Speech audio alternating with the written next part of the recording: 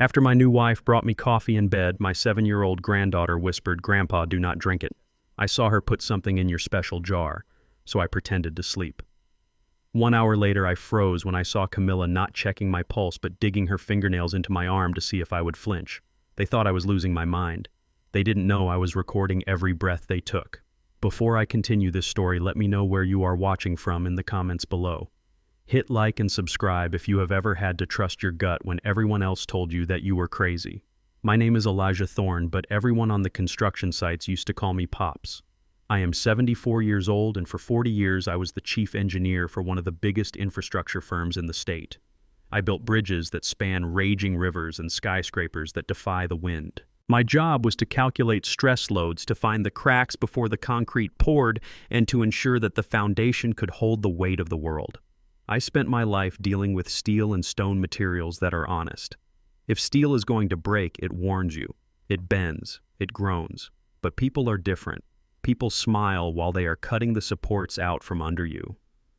For the last 3 months, I have felt like a building that has been condemned. My body, which was once capable of climbing 20 flights of stairs without losing breath, felt heavy, like I was dragging bags of wet cement around my ankles. My mind, which used to be able to calculate complex structural equations in seconds, felt like it was filled with thick gray fog. I was forgetting things, simple things, like where I put my glasses or the name of the contractor I spoke to yesterday. Or at least that is what they told me. "Good morning, my love." The voice drifted through the fog in my brain. I opened my eyes and saw Camilla standing over me. She was 45 years old, beautiful in a sharp, predatory way, and wearing a silk robe that cost more than my father made in a year. The morning sun was streaming through the curtains, catching the diamond ring on her finger. A ring I had bought her 6 months ago when we got married.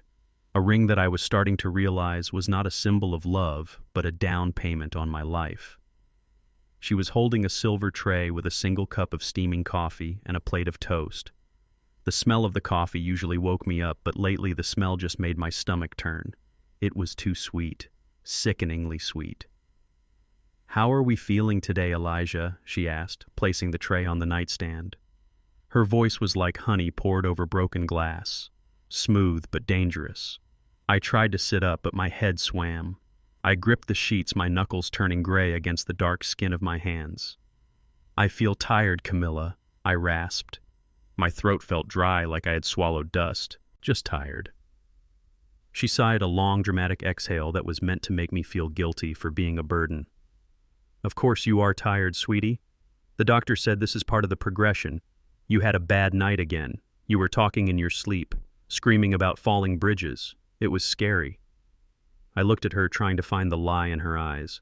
I didn't remember dreaming about bridges. I didn't remember dreaming at all. I just remembered darkness. Heavy, suffocating darkness. "Here," she said, lifting the cup. "Drink your coffee. I made it just the way you like it, with 3 spoons of sugar from your special jar. It will give you energy." She brought the cup to my lips. The steam rose up and I smelled something underneath the roast of the beans, something chemical, like bitter almonds masked by an overdose of vanilla. Just as I opened my mouth to take a sip, the landline phone in the hallway rang. It was a shrill, piercing sound that made Camilla jump. She looked at the door, annoyed. "Who is calling at this hour?" she muttered, setting the cup down on the nightstand with a little too much force. "Probably that incompetent nurse agency again. Don't touch that coffee until it cools down, Elijah. I don't want you burning yourself and making a mess like yesterday." She turned on her heel and walked out of the bedroom, closing the door behind her. I heard her footsteps fading down the hallway, followed by the murmur of her voice answering the phone. I lay back against the pillows, closing my eyes, willing the room to stop spinning. I felt useless. I felt like a rusty bolt waiting to be sheared off. "Grandpa." The whisper was so soft I thought I had imagined it. It sounded like the wind. "Grandpa, are you awake?" I opened my eyes and looked around the room. It was empty. Then I saw a movement near the floor. A tuft of curly hair poked out from under the heavy oak bed frame, then a pair of big brown eyes, then a small nose. It was Chloe, my granddaughter. My son Darius's daughter. She was 8 years old, smart as a whip, and the only person in this house who didn't look at me like I was a walking ATM machine.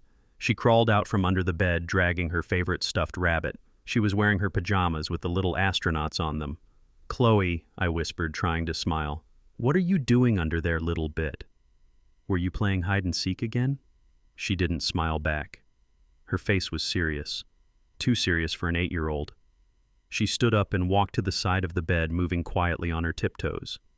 She looked at the closed door. Then she looked at the cup of coffee on the nightstand.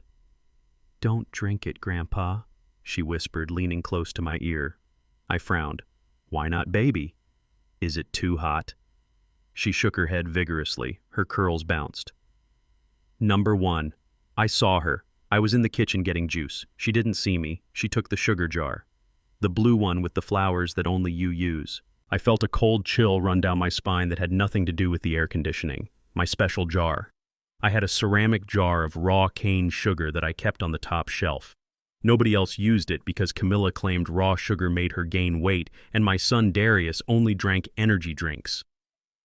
"What did you see, Chloe?" I asked, my voice suddenly sharp, losing the rasp of sickness. She pulled a small packet out of her pocket. It was a blue powder. I saw her pour a bag of blue powder into your sugar jar. She stirred it up really fast. Then she made your coffee. She smiled, Grandpa. But it was a scary smile. Like the wolf in the storybook. I looked at the innocent face of my granddaughter. Children see things. Adults filter the world through logic and denial, but children just see what is there. Chloe had no reason to lie. And suddenly the fog in my brain cleared just a fraction. Blue powder. I looked at the coffee. It looked normal. It smelled almost normal. But for the last 3 months, ever since Camilla took over the kitchen, I had been getting worse. The fatigue, the confusion, the muscle weakness. It wasn't old age. It wasn't dementia. It was chemistry. I sat up. The adrenaline of the engineer kicked in. When you find a structural flaw, you don't ignore it. You fix it or you evacuate. "Chloe," I said, gripping her small hand, "you are a brave girl. You are the best spy in the world. Now I need you to go back to your room. Can you do that for me?" "But Grandpa, she worries me."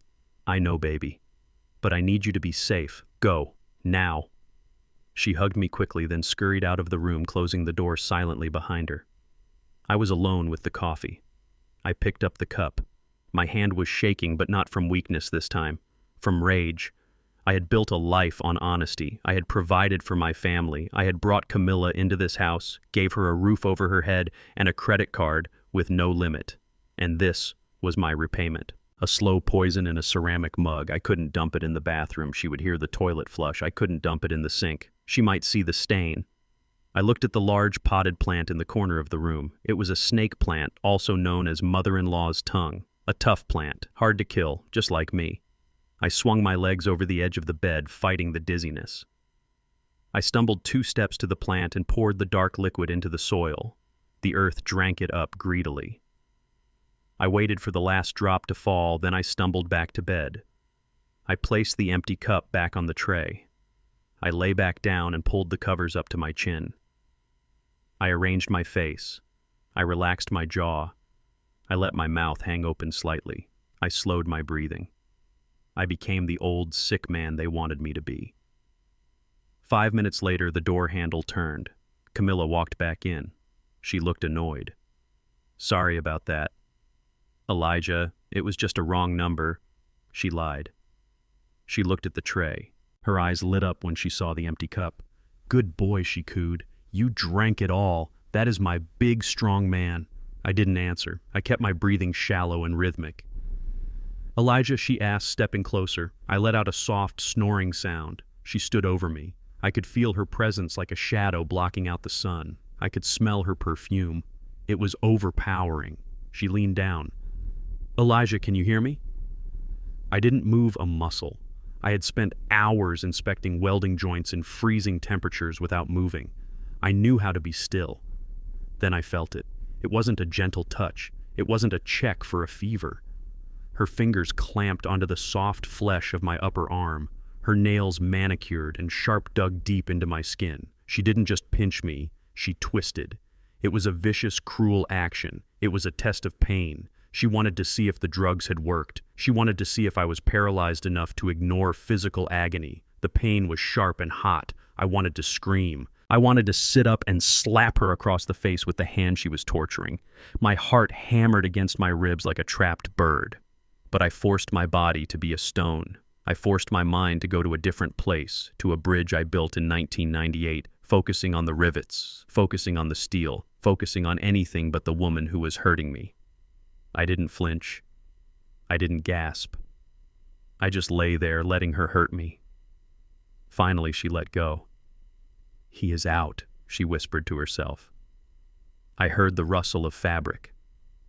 I cracked my right eye open just a fraction, just enough to see through the screen of my eyelashes. Camilla wasn't checking my pulse. She wasn't fixing my pillows. She had walked to my desk in the corner of the room. She opened a folder she had brought in with her. She pulled out a document. I recognized the letterhead. It was my living trust, the document that controlled my assets, my bank accounts, and the deed to this house. She pulled a pen from her pocket. She laid the document on the desk. And then, right there in front of my sleeping form, she began to practice.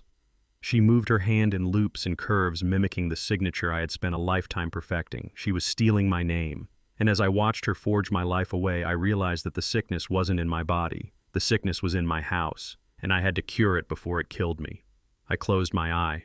I let the darkness take me. But this time it wasn't the darkness of the drug. It was the darkness of a plan forming, a plan that would require every ounce of strength I had left.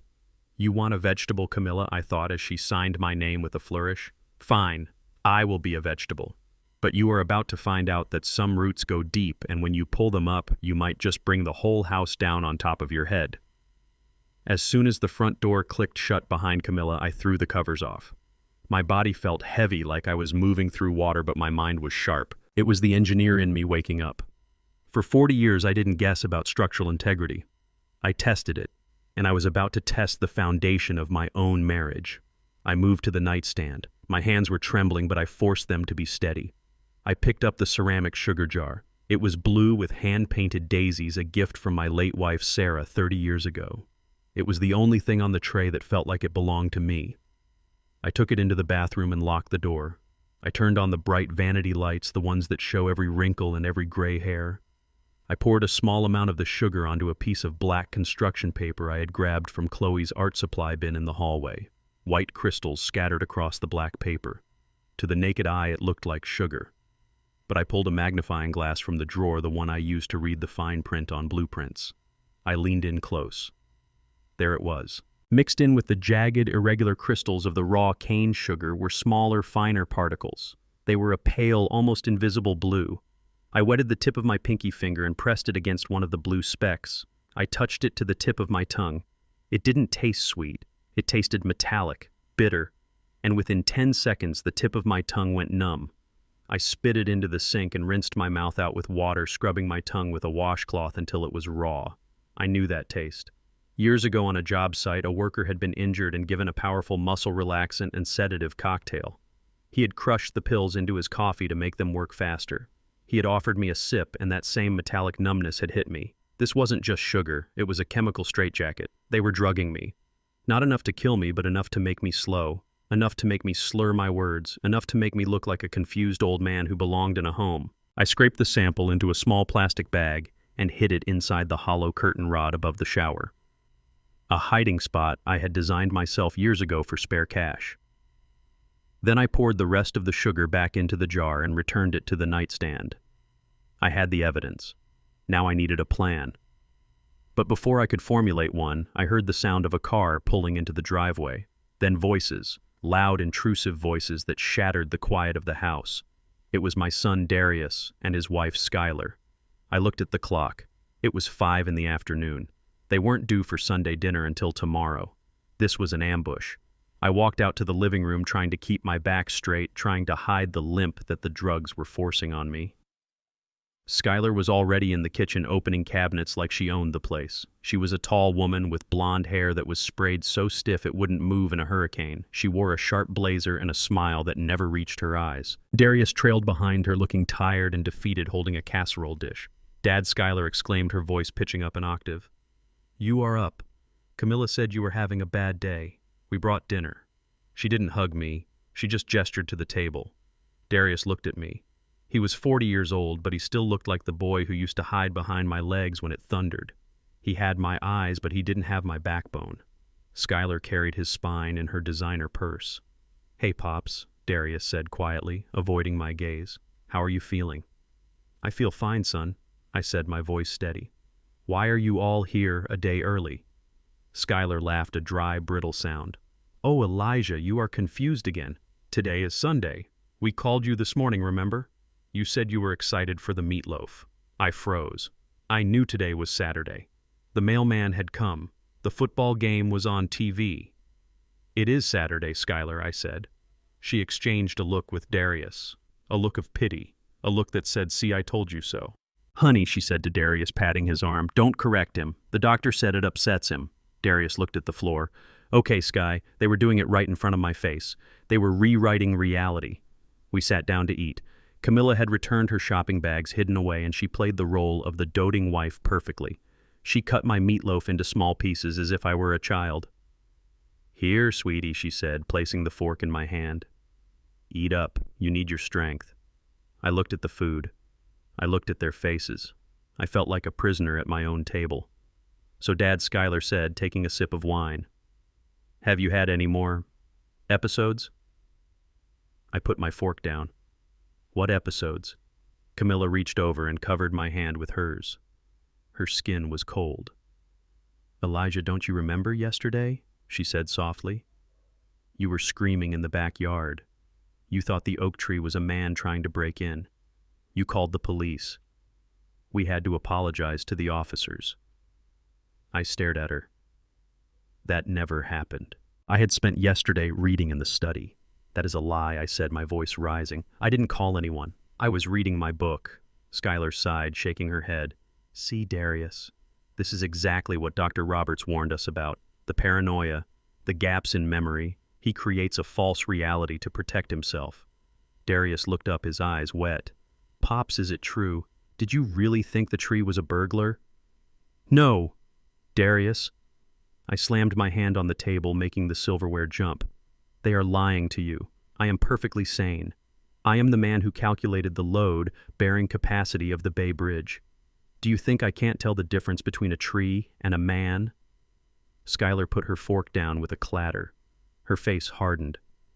"It is not about intelligence, Elijah," she said, cold and sharp. "It is about decline. You are sick. You are forgetting things. Yesterday it was the tree. This morning Camilla couldn't find her jewelry. And last week—" "Where is your wallet, Elijah?" I blinked. My wallet. It was in my back pocket. It was always in my back pocket. I reached back. Empty. My heart skipped a beat. I checked my other pocket. Empty. I patted my shirt pocket. Nothing. "I just had it," I stammered. "I had it this morning. I gave Chloe $5 for the ice cream truck." Skylar raised an eyebrow. "The ice cream truck doesn't come in November, Elijah." "See? You are confusing seasons now." I stood up, pushing my chair back. "I know I have my wallet." I put it on the dresser. I ran to the bedroom. They followed me like a pack of wolves smelling blood. I tore through the dresser drawers. I checked the nightstand. I checked the bathroom counter. It was gone. Panic started to rise in my chest. Not the panic of losing money, but the panic of losing credibility. If I couldn't find my wallet, I couldn't prove I was organized. If I couldn't prove I was organized, I couldn't prove I was sane. "Maybe you put it somewhere safe," Darius suggested, his voice trembling. "You know how you get when you are worried about thieves. I didn't hide it. I yelled. Someone took it." Skylar leaned against the doorframe, crossing her arms. "Or maybe you put it in the freezer again, like you did with the TV remote last month." "I never put a remote in the freezer," I snapped. "Just check Elijah," she said, challenging me. "Humor us." I walked past them to the kitchen. My legs felt heavy. The drug residue from the sugar earlier was starting to wear off, but the emotional exhaustion was taking its place. I walked to the stainless steel refrigerator. I grabbed the handle. "Please, God, let it be empty," I prayed. I pulled the door open. The cold air hit my face, and there it was. Sitting right next to the carton of milk on the middle shelf was my worn brown leather wallet. I stared at it. The world seemed to tilt on its axis. I hadn't put it there. I knew I hadn't. I had been nowhere near the fridge today, but there it sat. An undeniable physical object testifying against my sanity. Darius gasped behind me. "Oh, Pops," he whispered. I turned around. I saw the look on my son's face. It wasn't anger, it wasn't malice, it was pure heartbreak. He was looking at his father, the hero, the engineer, the rock of the family, and he was seeing a broken, senile old man. He believes them, I thought. The realization hit me harder than a wrecking ball. He actually believes I put it there. No, I said, holding up the wallet. Darius, listen to me. Skylar put this here. Or Camilla. One of them did it while I was in the bathroom. They are trying to trick you. Darius stepped back, shaking his head. Why would they do that, Pops? Why would Skylar hide your wallet? She loves you. She is trying to help. She is trying to steal the house, I shouted, pointing a finger at Skylar. She wants the power of attorney. Can't you see it? Skylar started to cry. Fake theatrical tears. I try so hard, she sobbed, burying her face in Darius's shoulder. I cook for him, I clean for him, and he accuses me of being a thief. I can't take this anymore, Darius. He is dangerous. What if next time he leaves the gas on? What if he hurts Chloe? That was the final nail, the mention of Chloe. Darius hugged his wife, looking at me with a hardening expression. That is enough, Pops, he said, his voice firm for the first time. Skylar is right. We can't ignore this anymore. We need to talk about assisted living. We need to talk about legal guardianship for your own safety. I stood there in my kitchen holding my cold wallet while my family discussed stripping me of my freedom. I looked at Camilla. She was standing in the corner, quiet, watchful. She caught my eye, and just for a second the mask slipped. She winked, a tiny, almost imperceptible wink. It was a victory lap. I didn't scream. I didn't fight. I realized in that moment that shouting the truth made me look crazy. If I wanted to survive this, if I wanted to save my house and my dignity, I had to stop acting like a victim. I had to start acting like an engineer. I lowered my hand. I took a deep breath. Maybe you are right, son, I said softly, lowering my head in mock defeat. Maybe I am confused. I am sorry, Skylar. I didn't mean to yell. Darius exhaled, relieved. It is okay, Pops. We will figure this out. I watched them herd me back to the living room like a lost sheep, but inside my mind was racing. They had won the battle of the wallet, but they had revealed their strategy. They were relying on my emotional reaction. They needed me to be angry and paranoid, so I would be calm, I would be compliant, I would wait. And while they planned my funeral, I would be planning their downfall. I looked at the fridge one last time. They thought they had frozen my assets, but they had just lit a fire under the one man who knew how to burn them down. The house had transformed. It was no longer the home I had purchased with 40 years of sweat and calculations. It was a correctional facility, and I was inmate number 1. After the incident with the wallet, Camilla tightened the noose. She walked into the living room on Sunday evening with a plastic basket. She was smiling that same terrifying manufactured smile that she wore like a mask. Elijah, honey, she said, her voice dripping with fake concern. We need to talk about your phone. Dr. Roberts thinks the blue light is overstimulating your brain. It is causing the agitation. It is making you imagine things. She didn't ask. She just reached out and took my smartphone from the end table. My connection to the outside world. My access to my bank apps. My lifeline. I reached for it, but my hand was slow. The sedatives from the morning coffee were still swimming in my blood, making my limbs feel like they were submerged in molasses. I need that for emergencies. Camilla, I said, my voice sounding weak even to my own ears. She patted my hand condescendingly. I am your emergency contact, sweetie. If anything happens, I am right here. You just rest. No more screens, no more stress. She walked away, dropping my phone into her pocket. Just like that, I was cut off. I sat in my armchair, staring at the blank television screen. I felt a structural failure imminent. A collapse of the spirit. They were isolating me, shrinking my world until it was just the 4 walls of this room and the lies they fed me. But they forgot one thing. An engineer always has a backup system, a redundancy. I waited until Tuesday. Camilla had a routine. At 2 in the afternoon, she would go into the sunroom to paint her nails and watch soap operas with her headphones on. It was a 45-minute window of negligence. I heard the door to the sunroom click shut. I waited 5 minutes. Then I tapped my cane on the floor 3 times. It was the signal. A moment later, Chloe appeared in the doorway. She wasn't carrying a doll today. She was carrying a notebook and a pencil, looking very serious. She knew something was wrong. Children are like seismographs. They feel the tremors before the earthquake hits. Grandpa, she whispered, is the coast clear? I nodded, waving her over. Come here, Agent Chloe. We have a mission. She scrambled up onto the ottoman in front of my chair. Her eyes were wide. She treated this like a game, but I could see the fear behind the excitement. She knew the lady of the house was dangerous. I leaned in close, speaking in a hushed tone. Listen carefully, Chloe. Do you remember the red toolbox in the basement? The one with the rusty latch? She nodded. The one under the workbench. You told me never to touch it because it has sharp saws. I smiled. Smart girl. But today I need you to touch it. There are no saws in there anymore. I took them out years ago, but there is a false bottom. Do you know what that is? She shook her head. It means there is a secret compartment underneath the screwdrivers, I explained, using my hands to demonstrate. You have to lift the metal tray out. Underneath, wrapped in an old oily rag, is a phone. It is not like the new phones. It is a brick, an old Nokia. It is gray and heavy. I paused, checking the hallway to make sure the shadow of my wife hadn't appeared.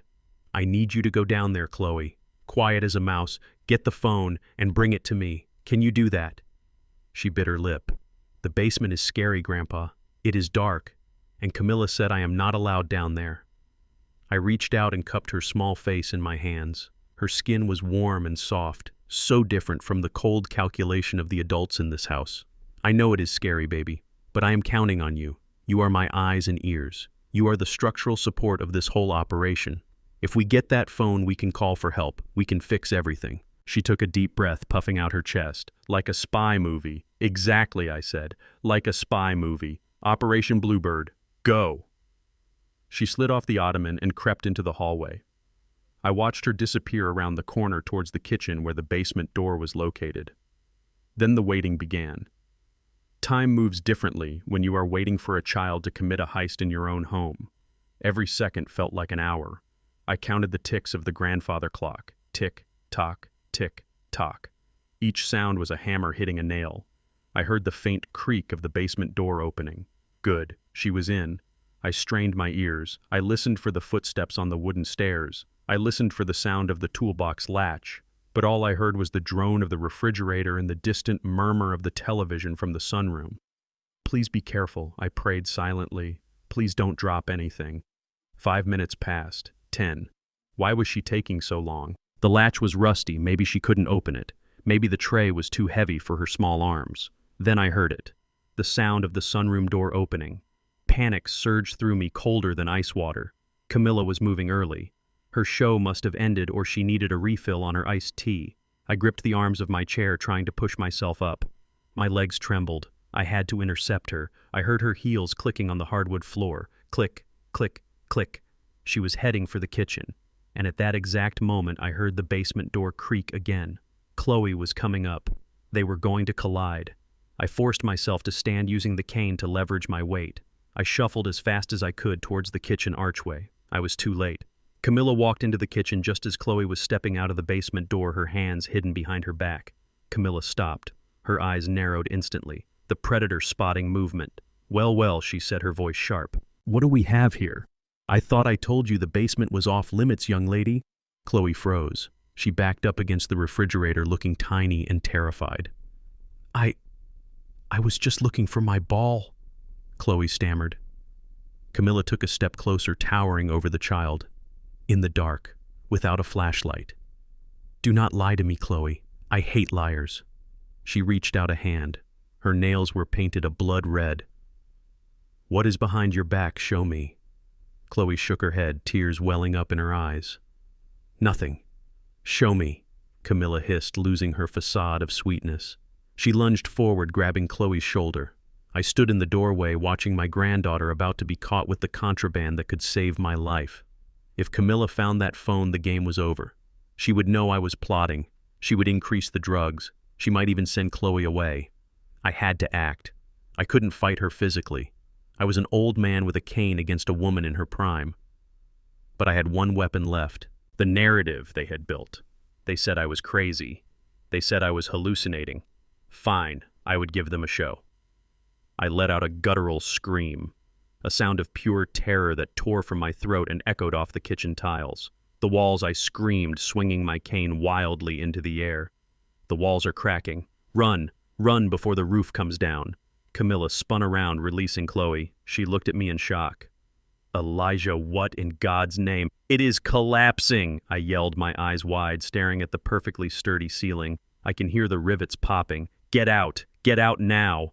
I swung the cane again, and this time I aimed for the counter. I swept a row of glass spice jars onto the floor. They shattered with a spectacular crash, paprika and cinnamon exploding into the air like dust from a demolition. Camilla shrieked, shielding her face. Elijah, stop it. Stop it right now. She ran towards me, forgetting the child in the corner. Her priority was controlling the madman. You are having an episode, she yelled, grabbing my arm, trying to wrestle the cane from my grip. There are no cracks. The house is fine. Look at me. Look at me. I fought her weakly, letting my body go limp, creating dead weight. I kept muttering about sheer force and tensile strength, drooling a little for effect. While she was struggling to hold me up while she was distracted by the chaos of broken glass and spices, I looked over her shoulder. Chloe was staring at me. She understood. I blinked once, a slow, deliberate blink. She nodded. She clutched the heavy object behind her back and bolted. She ran past us, slipping quietly out of the kitchen and up the back stairs towards her bedroom. Safe. Once I heard her bedroom door close upstairs, I let the fight drain out of me. I slumped against the kitchen island, breathing hard. The performance had exhausted what little energy I had.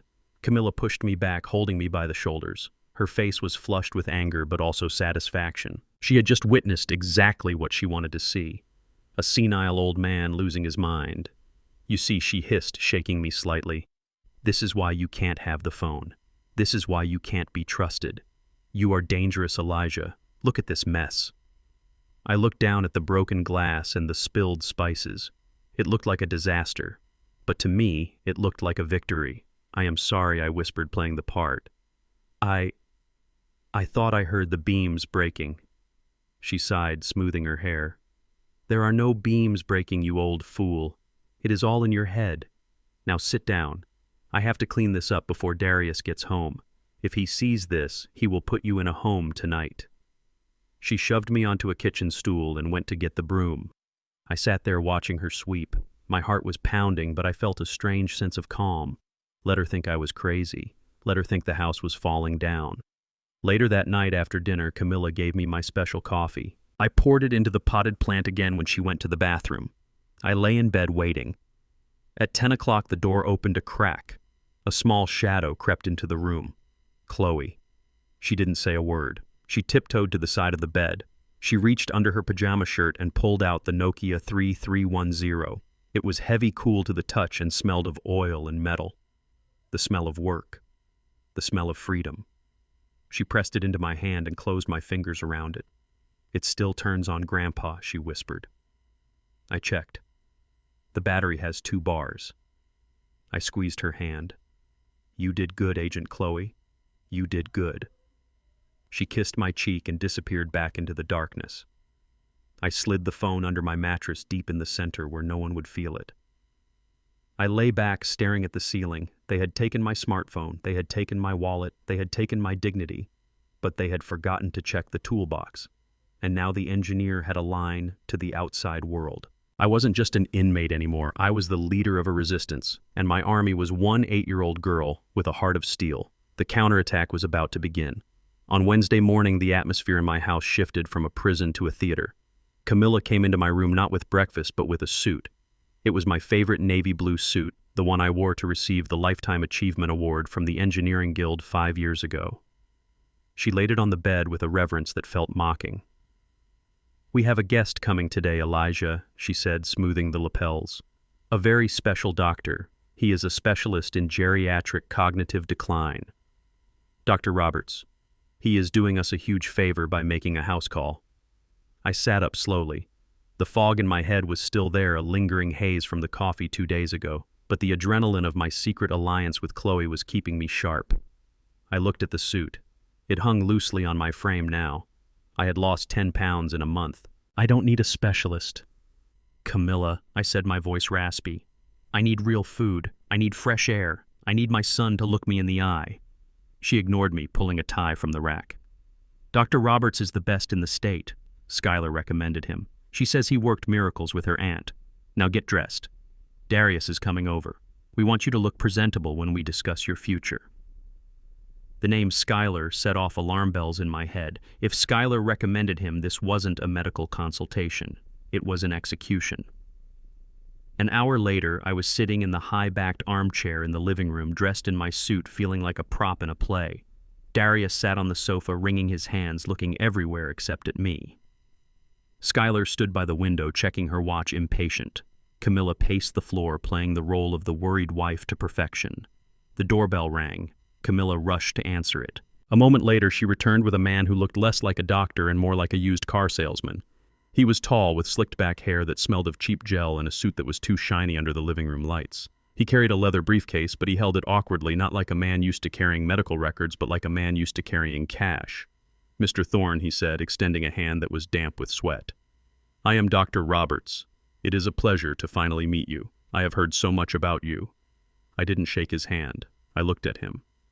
I studied him with the eyes of an engineer inspecting a faulty beam. There was something familiar about him, the way his eyes darted around the room, assessing the value of the paintings and the furniture, the way he smiled with his mouth but not his eyes. "I have seen you before," I said quietly. Dr. Roberts laughed, a nervous, high-pitched sound. "I doubt that, Mr. Thorne. I practice in the city. Perhaps you have seen my photo in the medical journals." "No," I insisted, leaning forward. "I never forget a face. I know you." Skylar stepped forward, her heels clicking sharply on the floor. "Dad, please, don't be rude. Dr. Roberts is here to help. You are confused again." The doctor sat down opposite me. He pulled out a pen and a notepad. He didn't take my blood pressure. He didn't listen to my heart. He didn't look into my eyes with a light. "Let's start with some simple questions, Elijah," he said. "Can you tell me what year it is?" "It is 2024, I said instantly. "Good. And who is the president?" I answered correctly. "Good. Now count backward from 100 by sevens.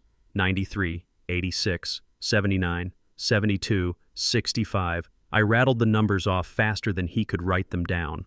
I saw a flicker of annoyance in his eyes. He wasn't looking for right answers. He was looking for hesitation. He was looking for a crack he could pry open. He changed tactics. He pulled a sheet of paper from his briefcase. It had a drawing of a clock on it. "Draw the hands to show 10 past 11, he ordered. I took the pen. My hand trembled slightly, a side effect of the drugs I had ingested earlier in the week. I drew the hands perfectly. He frowned. He leaned back, tapping the pen against his chin. "Mr. Thorne, tell me about the trees," he asked suddenly. "What trees?" "The trees in the backyard. The ones you believe are people. The ones you scream at." I gripped the arms of the chair. "I never screamed at trees." "That is a lie they told you." Dr. Roberts nodded, scribbling furiously on his pad. "Agitation, paranoia, denial of observed behavior. Typical." He looked at Darius. "You see, Darius, patients with this level of cognitive decline often develop a sophisticated mask. They can perform rote tasks like math because those pathways are old.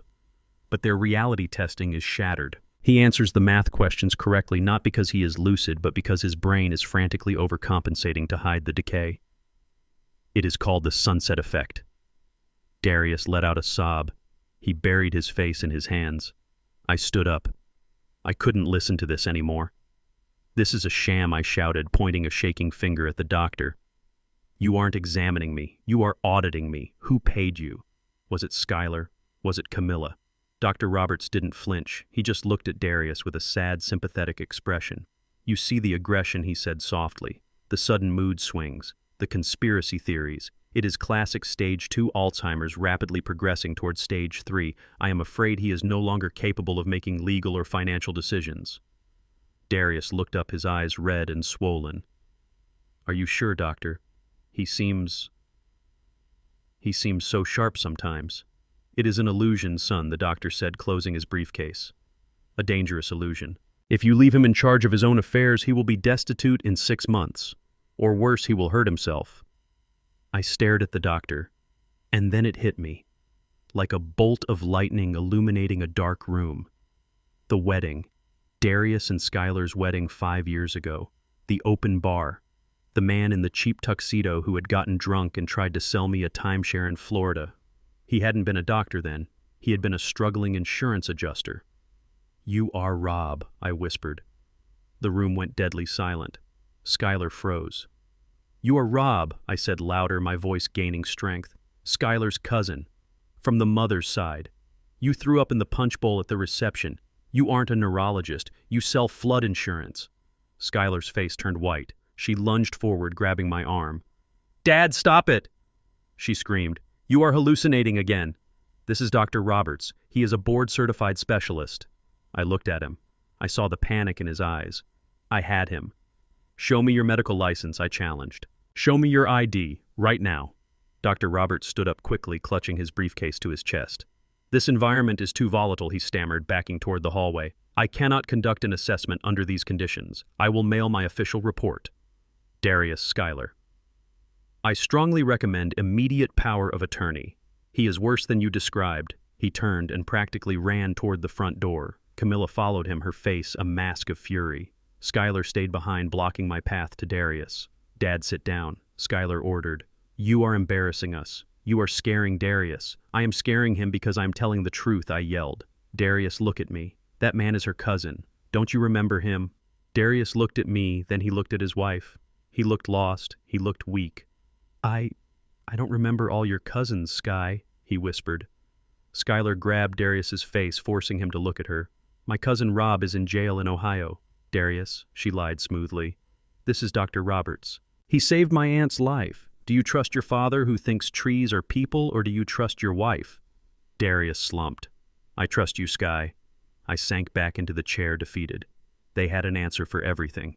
They had paved over the truth so thickly that my son couldn't find the road anymore. Camilla came back into the room. Her chest was heaving. "The doctor is gone," she said, cold as ice. He was very upset. He said we need to increase the medication immediately to stabilize his mood. I watched them, the three of them, my wife, my son, my daughter-in-law. They were a tribunal and I was the prisoner. "I need to go to the bathroom," I mumbled, forcing myself to sound broken. Camilla rolled her eyes. "Go ahead, but don't take too long. It is time for your afternoon nap." I shuffled down the hallway, leaning heavily on my cane. I went into the bathroom and locked the door. I turned on the faucet to cover the sound. Then I pulled the Nokia phone from its hiding place inside the hollow toilet paper holder. I didn't stay in the bathroom. I cracked the door open just a sliver. The bathroom was close to the front foyer where I knew Camilla and the doctor had stood talking before he left. I hoped they were still whispering. I crept out of the bathroom, moving silently in my socks. I saw them. Camilla was at the front door, which was cracked open. Dr. Roberts or Rob was standing on the porch. Schuyler had joined them. I pressed myself against the wall, holding the phone up. I navigated to the voice memo function with trembling thumbs. It was old technology, but it worked. I pressed record. "You have to fix this, Rob," I heard Schuyler hiss. "He recognized you." "He is lucid, Schuyler," the man whispered, his voice shaking. "You told me he was a vegetable. He remembered the punch bowl. If he talks to anyone—" "He won't talk to anyone," Camilla interrupted, her voice low and lethal. "Because starting tonight, he won't be able to form a sentence." "What are you going to do?" the man asked. "Double the dose," Camilla said. "Maybe triple. Just write the report, Rob. Declare him incompetent. We need that signature on the deed transfer by the end of the month. If we don't sell this house before the market dips, Schuyler's company goes under, and we all go to jail for the loan fraud." I held the phone tighter, my knuckles turning white. Loan fraud. So that was it. It wasn't just greed. It was desperation. They were drowning and they were using my body as a raft. "Just get it done," Schuyler said. "And Rob, send the bill to the estate account. We will pay you $10,000 as agreed." I stopped recording. I saved the file. My heart was hammering against my ribs like a sledgehammer. I had it. I had the confession. I had the conspiracy. But I couldn't use it yet. If I walked out there now and played it, they would just take the phone. They would overpower me. I was one old man against three desperate criminals. I slipped back into the bathroom. I flushed the toilet. I hid the phone back in the holder. I looked at myself in the mirror. The man looking back at me was tired. His suit hung off his shoulders. His eyes were rimmed with red. But there was something new in those eyes. The engineer was back. I walked out of the bathroom, shuffling my feet, letting my mouth hang open slightly. Camilla was waiting in the hallway, holding a glass of water and a blue pill. "Here, sweetie," she said, smiling that wolfish smile. "Dr. Roberts said this will help you sleep." I took the pill. I put it in my mouth. I took a sip of water. I made a show of swallowing, bobbing my Adam's apple. "Good boy," she said, patting my cheek. "Now go to bed." I walked to my room. As soon as the door closed, I spit the pill into a tissue. I didn't sleep that afternoon. I lay in bed staring at the ceiling, mapping out the load-bearing walls of their conspiracy. They wanted a signature by the end of the month. That gave me 2 weeks. 2 weeks to turn this house of cards into a fortress. 2 weeks to save my son from the women who were eating him alive. I reached under the mattress and touched the cold, hard plastic of the phone. "You want a signature?" I whispered to the empty room. "I will give you a signature, but it is going to cost you a lot more than $10,000. The house fell silent at exactly 10 o'clock on Thursday morning. The front door clicked shut, and I heard the purr of Camilla's Mercedes engine fading down the driveway. She was going to the spa. A full-day package of massages and facials that cost more than my father made in a month of laying bricks. She told me she needed it. She told me caring for a sick husband was exhausting work. She kissed my forehead with lips that tasted of expensive gloss and told me to be a good boy and stay in bed until she got back. I waited. I counted to 100, slowly breathing in the silence. Then I counted to 100 again. I had to be sure. Paranoia is just another word for preparedness when you are living in a nest of vipers. When I was certain she was gone, I threw off the heavy duvet. My legs were stiff. The muscle atrophy from weeks of inactivity and the chemical cocktail she was feeding me was real.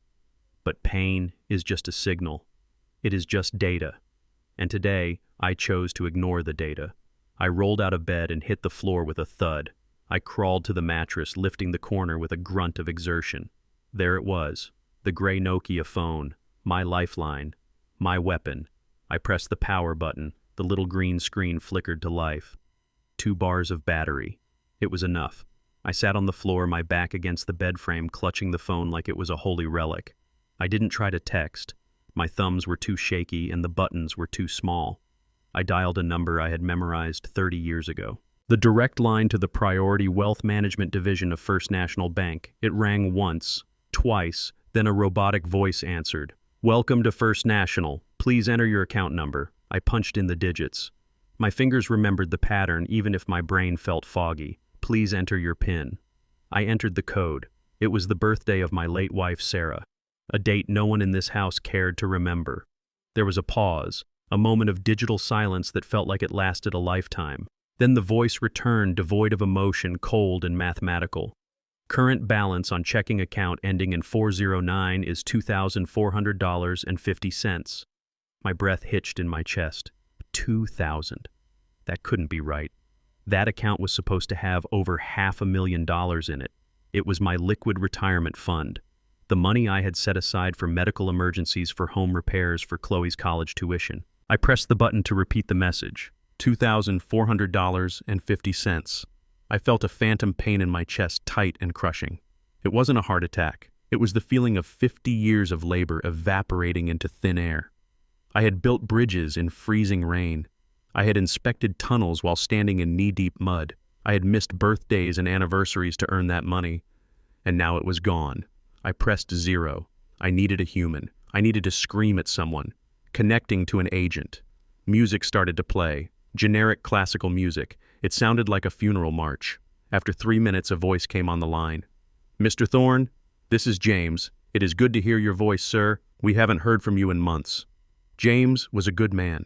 I had helped his father with a zoning issue years ago.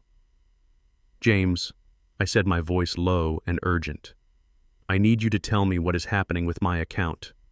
The automated system says I am wiped out." There was a hesitation on the line. The sound of typing. "Well, yes, sir," James said, his tone shifting from professional to concerned. "The transfer went through yesterday. A wire transfer of $500,000. It cleared this morning." I closed my eyes. Yesterday. While I was sitting in the living room being told I was crazy, while I was staring at my wallet in the refrigerator, my money was flying out the door. "Who authorized it, James?" I asked. My voice was trembling. "I didn't sign anything. I have been home sick." James paused again. The silence was heavy. "Sir, the authorization came through the joint access portal. It was verified with a secondary signature key. The one assigned to your son, to Darius." The name hit me harder than a physical blow. Darius, my boy, the boy I taught to ride a bike, the boy I sat with when he got his heart broken in high school, the boy who always looked at me like I was Superman. "Darius," I whispered. "Yes, sir," James confirmed. "And Mr. Thorne, the beneficiary." The money was sent to a corporate account, an entity called Skylark Holdings LLC, Skylark. I almost laughed. It was so brazen, so arrogant. Skylar didn't even try to hide it. Skylark. A combination of her name and the bird of prey she acted like. She had created a shell company named after herself to steal my life savings, but she couldn't have done it alone. She needed Darius. She needed his access code. She needed his complicity. James, I said, trying to keep my voice steady, trying to keep the engineer in control. I want you to freeze the remaining balance. I want you to flag that transfer as fraudulent, Mr. Thorne, James said gently.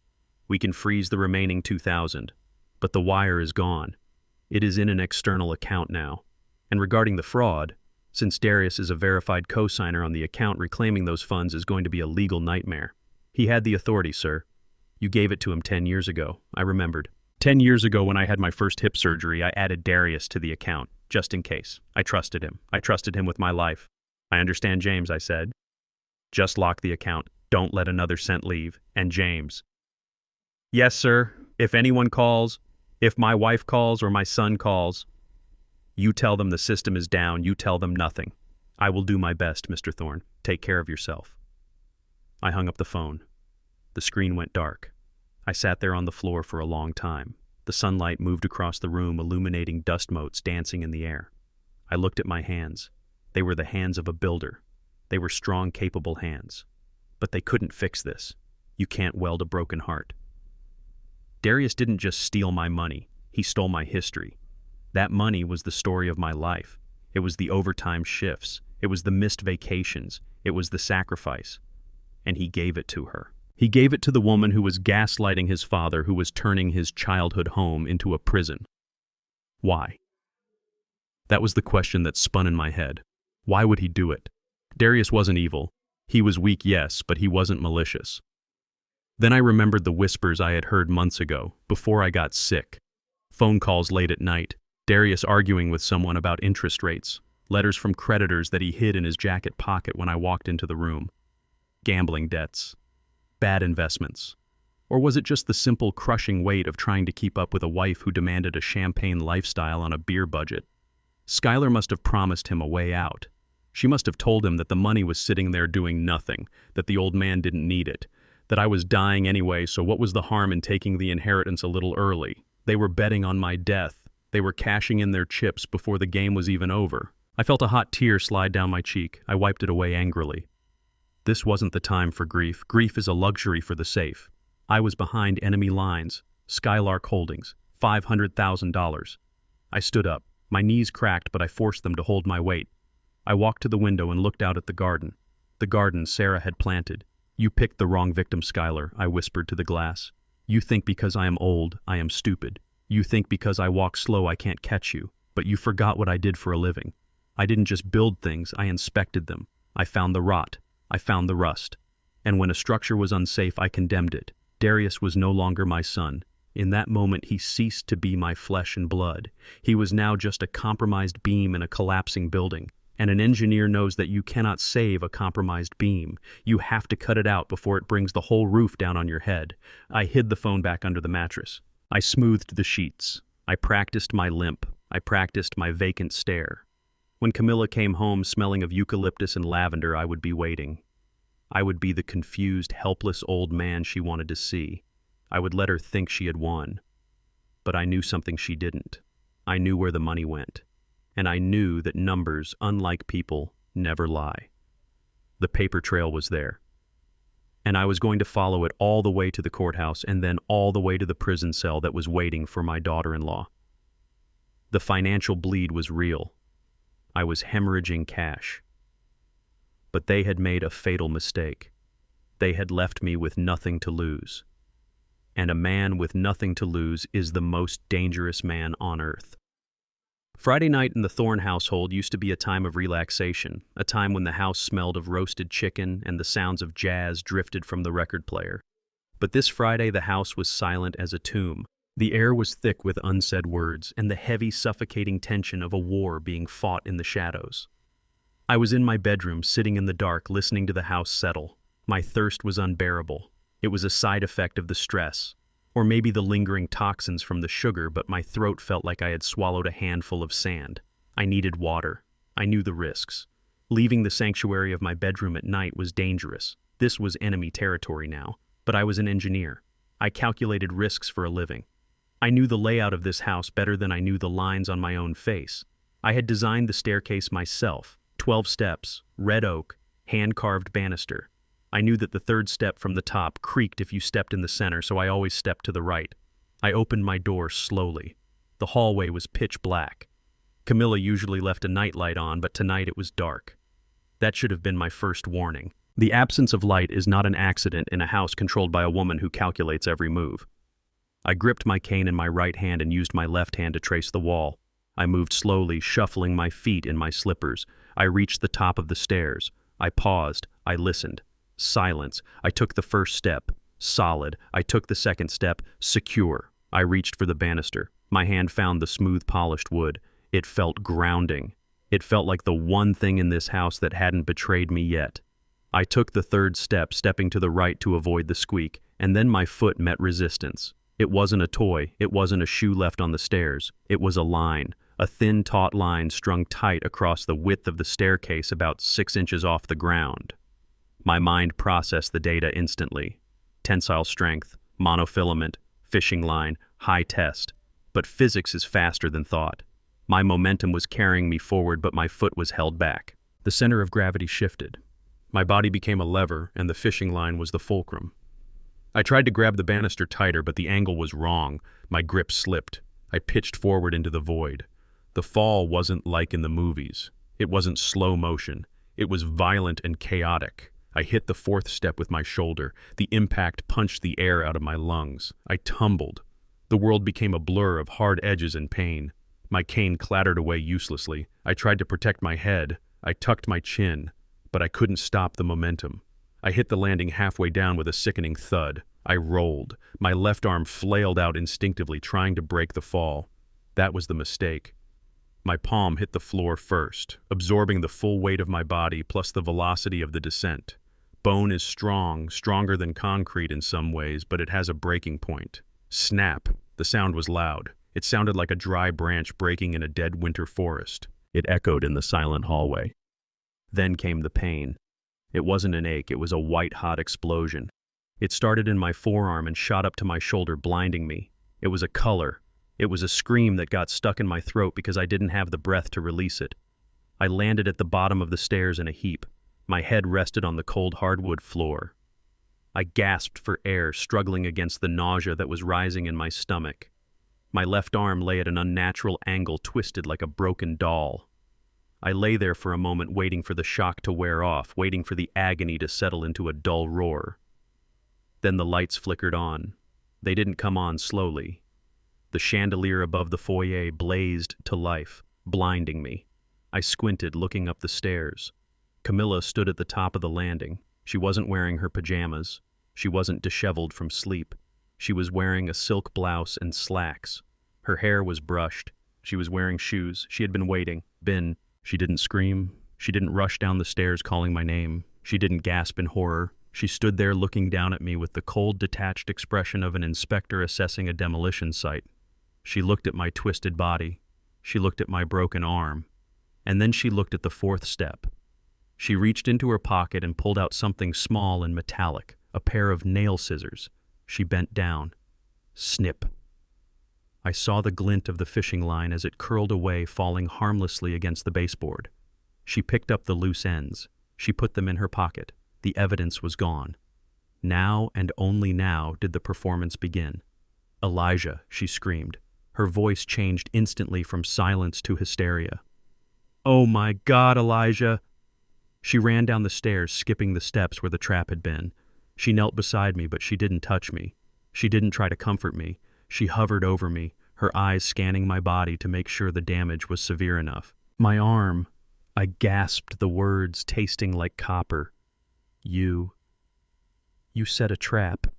She leaned in close. Her perfume filled my nose, suffocating me. "You fell, Elijah," she whispered, her voice low and hard beneath the fake panic. "You are confused. You tripped over your own feet." Just like you lost your wallet. Just like you saw the trees moving. She pulled her phone from her pocket. She didn't dial 911. She didn't call an ambulance. She called Darius. I lay there, the pain in my arm pulsing in time with my heartbeat, listening to her destroy my life. "Darius, pick up," she sobbed into the phone. "Oh God, Darius, it is your father." He fell. I told him not to walk at night. I told him it was dangerous. But he wouldn't listen. She paused, listening to his frantic voice on the other end. "It is bad, honey," she continued, looking directly at my broken bone with a satisfied smirk. "His arm is broken, maybe his hip too. He is just lying there. He is mumbling crazy things, Darius. He thinks someone pushed him. He thinks—" I tried to shout. I tried to say, "No, I didn't say that," but the pain washed over me in a wave, stealing my voice. "We can't keep doing this, Darius," she said, her voice dropping to a tragic whisper. "I can't lift him. I can't watch him hurt himself anymore. This is it. We have to make the call. He needs professional care. We have to sign the papers for the facility. Tonight." She hung up the phone. She looked at me. The tears on her face dried up instantly. "Do you know what a broken bone means for a man your age, Elijah?" she asked conversationally, as if discussing the weather. "It is the end. The statistics are very clear. Once you fall, you never really get back up. You become a liability. The court sees a broken arm and they don't see an accident. They see incompetence. They see a man who can't be trusted to walk down his own stairs." She stood up and smoothed her blouse. "Darius is on his way," she said. "And when he gets here, he is going to see his father broken on the floor. He is going to feel guilty, he is going to feel scared, and he is going to do exactly what I tell him to do because he wants the guilt to stop." "Why?" I rasped. "Why didn't you just kill me?" She laughed softly, a chilling sound. "Killing you is messy, Elijah. There are autopsies, there are insurance investigations. But this is just sad. This is just nature taking its course. If you die, I get the life insurance. But if you live in a nursing home incapacitated and declared mentally incompetent, I get everything. I get the house, I get the pension, I get the control, and you get to sit in a wheelchair and watch me spend it." She walked to the kitchen. I heard the faucet turn on. She came back with a glass of water. I thought she was going to give me a drink. My throat was still burning, but she didn't. She took a sip herself, watching me writhe in pain. "The ambulance will be here eventually," she said. "After Darius sees you, we need him to see you like this. Pathetic. Helpless. It makes the paperwork much easier to sign." I closed my eyes. The physical pain was agonizing, but the emotional pain was worse. I had built those stairs. I had chosen that wood. I had sanded that banister with my own hands. My own creation had been turned into a weapon against me. But as I lay there listening to the siren in the distance getting closer, I realized something. She had made a mistake. She thought she had broken me. She thought that pain would make me compliant. But pain clarifies. Pain focuses the mind. She had cut the fishing line, but she hadn't seen me looking. She didn't know that I had seen the scissors. She didn't know that my mind was recording every word of her confession. I focused on the throbbing in my arm. I used it. I turned the pain into fuel. "You want to send me to a home, Camilla?" I thought, gritting my teeth against the agony. "You want to prove I can't take care of myself? Fine, you win this round. But you just escalated this war. You just turned it from a mental game into a physical one, and you forgot one thing about engineers. We know how to fix broken things, and we know how to demolish structures that are beyond repair." I heard the front door burst open. I heard Darius's frantic footsteps. "Pops!" Oh my God. "Pops!" I opened my eyes. I saw my son's terrified face hovering over me. I looked at him. I looked at Camilla standing behind him, wiping fake tears from her eyes. "Help me, son," I whispered. But I wasn't asking him to help me up. I was asking him to witness this. Because one day when the dust settled, he was going to need to remember exactly what he saw tonight. I let out a groan and let the darkness of the pain take me. I needed to save my strength. The hospital was the next battlefield, and I couldn't afford to die on the floor of my own hallway. Not yet. Not while she was still standing. Time in a hospital doesn't move in hours. It moves in drips. 1 drip, 2 drips, 3 drips. I lay in a bed that felt more like a coffin with railings staring up at a ceiling tile that had a water stain shaped like a map of Florida. My left arm was encased in a heavy plaster cast that anchored me to the mattress. My body felt distant, like it belonged to someone else. They were pumping something into my veins. I didn't know the name of the drug, but I knew its purpose. It was designed to turn a man into a ghost. It was designed to make the walls soft and the memories slippery. I tried to fight it. I tried to do math in my head. I tried to calculate the load-bearing capacity of the steel beams in the ceiling, but the numbers kept sliding away. 7 times 7 became a color. The square root of 81 became a sound. I was drifting in a gray fog where nothing mattered. Then the door opened. The fog didn't clear, but the temperature in the room dropped 10 degrees. I smelled it before I saw it. That perfume, the one that smelled like crushed orchids and old money.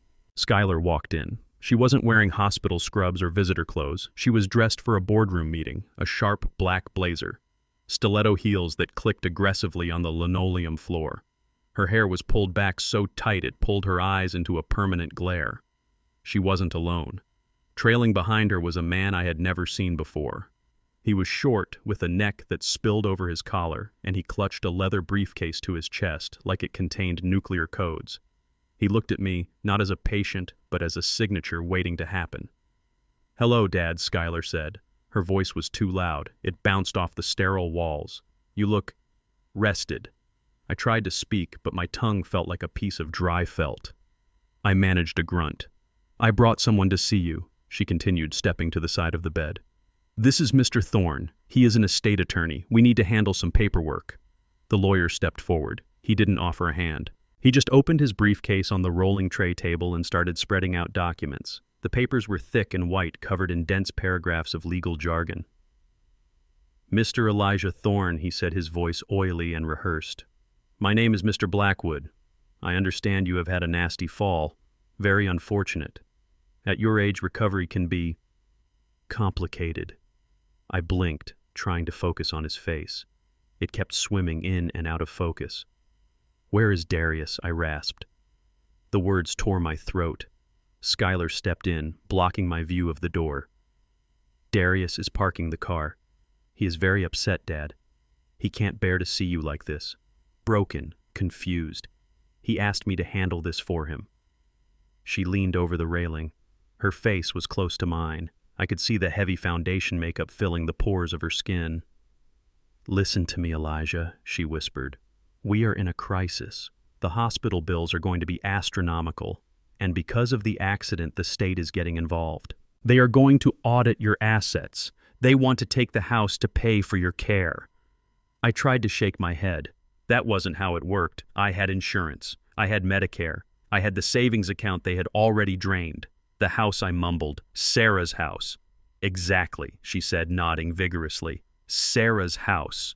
Your legacy. If the state takes it, Darius gets nothing. Chloe gets nothing. Do you want that? Do you want strangers living in the home you built? Fear is a powerful drug. It cuts through sedation better than caffeine. The thought of losing the house, the sanctuary where I raised my son and where I taught Chloe to walk, terrified me. "No," I whispered. "No strangers." "Then we have to act now," Mr. Blackwood interjected, tapping a pen against the paper. "This is a durable power of attorney. It grants Mrs. Skylar Thorne and Mr. Darius Thorne full control over your assets solely for the purpose of shielding them from state seizure. It is a protective measure, Elijah, a formality." He thrust the pen toward my good hand, my right hand. "Just sign here on the line marked Granddaughter. We will take care of the rest. We will save the house." I looked at the pen. It was a Mont Blanc. Expensive. Heavy. I looked at the paper. The letters were dancing. Total control. Revocation of rights. Unrestricted access. The engineer in me was screaming.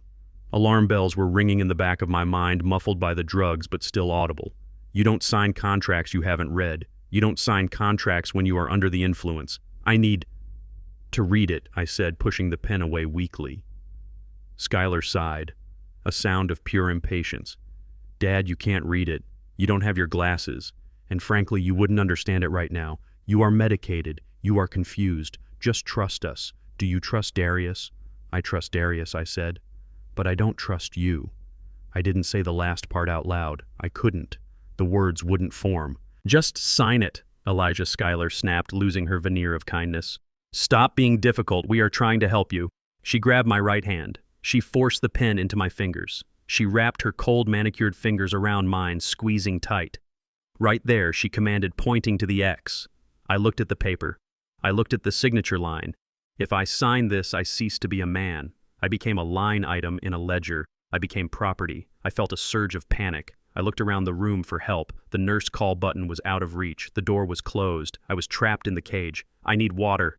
I gasped. My throat. Can't breathe. Schuyler rolled her eyes. She let go of my hand. Fine. Water. Then you sign. She reached for the plastic pitcher on the bedside table. She poured a cup of water. She didn't help me drink it. She just shoved the cup into my shaking hand. Drink, she ordered. I held the cup. The water sloshed over the rim, wetting my fingers. I looked at the tray table. The documents were spread out right in front of me. The original copies, the only copies they had brought. I looked at Schuyler. She was checking her watch, annoyed by the delay. I remembered the fishing line on the stairs. I remembered the sugar in the jar. I remembered the look in her eyes when she cut the line. I am not helpless, I thought. I am just waiting for my moment. And this was the moment. I brought the cup toward my lips. My hand was trembling violently. Not all of it was fake. Oops, I whispered. I didn't just drop the cup. I flicked my wrist. It was a calculated structural failure. The cup tipped. 12 ounces of ice water cascaded out. It didn't hit my chest. It hit the tray table. It hit the durable power of attorney. The water soaked into the expensive bond paper instantly. The ink began to run. The paper curled and dissolved into a soggy gray pulp. The water kept moving, dripping off the edge of the table, splashing onto Schuyler's suede shoes. She shrieked. It was a sound that belonged in a jungle, not a hospital. You clumsy old fool, she screamed, jumping back, shaking her foot. Look what you did! Mr. Blackwood grabbed the papers, trying to salvage them, but it was too late. They were ruined. The signature line was a blur of blue ink. It is destroyed, he muttered. I will have to draft a new one. I don't have another copy with me. Schuyler looked at the ruined papers, then she looked at me. The mask didn't just slip, it shattered. There was no daughter-in-law left. There was only pure, unadulterated hatred. You did that on purpose, she hissed, lunging toward the bed. I shrank back into the pillows, clutching my broken arm. My hand slipped, I stammered. Liar, she screamed. She grabbed the front of my hospital gown, bunching the fabric in her fist, shaking me. You useless old man. You stubborn, arrogant waste of space. Do you think you can fight me? Look at you. You are wearing a diaper, Elijah. You are nothing. You are a vegetable rotting in a bed. She leaned in close, her face twisted into a snarl. I am going to bury you, she whispered, spitting the words into my face. I am going to put you in the cheapest, filthiest hole I can find. You won't see Darius. You won't see Chloe. You will die alone in the dark, smelling of your own urine. Do you hear me? You are done. She shoved me back against the mattress. My head hit the pillow hard. She turned to the lawyer. We are leaving, she barked. Go back to the office. Print it again. We are coming back tonight. And if he doesn't sign it, I will hold his hand and make him sign it myself, even if I have to break his fingers to do it. She grabbed her purse and stormed toward the door. She ripped the door open. And then she froze. Standing in the hallway right in the center of the door frame was a small figure. She was wearing her school uniform, a plaid skirt, and a white polo shirt. She was holding a teddy bear by one ear. It was Chloe. She wasn't looking at Schuyler. She was looking past her, looking directly at me. Her eyes were wide, filled with a horror that no 8-year-old should ever have to know. She had heard everything. She had heard the scream. She had heard the insults. She had heard the threat to bury me. Chloe Schuyler stammered, stepping back. What are you doing here? You were supposed to be in the waiting room with your dad. Chloe didn't answer. She looked at her mother with a gaze that was terrifyingly blank. It was the look of a judge delivering a verdict. I got thirsty, Chloe said quietly. Her voice was steady, way too steady. I wanted water. Schuyler laughed nervously, reaching out to touch Chloe's shoulder. Chloe flinched away as if Schuyler's hand was made of fire. Come on, honey, Schuyler said, her voice shaking. Grandpa had an accident. He is not himself. We have to go." She grabbed Chloe's hand, dragging her away from the door. Chloe looked back at me one last time before she was pulled out of sight. She didn't wave. She didn't smile. She just nodded. A small, almost imperceptible nod. It was the same nod she gave me in the kitchen when she ran with the phone. I lay back in the wet bed, listening to the click of Skylar's heels fading down the hallway. My gown was damp. My arm was throbbing. I was trapped in a cage surrounded by enemies. But as I closed my eyes, a smile touched my lips. "You messed up, Skylar," I thought. "You let the witness see the crime. You thought you were yelling at a helpless old man, but you were yelling into a microphone, and that little girl recording it just happens to be the only thing in this world that your husband loves more than you." I looked at the water dripping from the table. It was a mess. But to an engineer, it was beautiful. It was a delay. And in construction, a delay can be the difference between a collapse and a reinforcement. I had bought myself 12 hours. I reached under the pillow with my good hand. I felt the hard plastic square of the Nokia phone I had managed to smuggle inside my sock. It was time to call in the cavalry. It was time to call Jerome. The war wasn't over. It was just moving to a new front. The hospital room at night is a different kind of world. It is a world of mechanical noises and hushed footsteps. The rhythm of the heart monitor next to my bed became the soundtrack of my incarceration. Beep, beep, beep. It was measuring the life of a man who was supposed to be fading away. But what the machine couldn't measure was the rage that was slowly burning off the fog in my brain. For the first 24 hours, I was a zombie.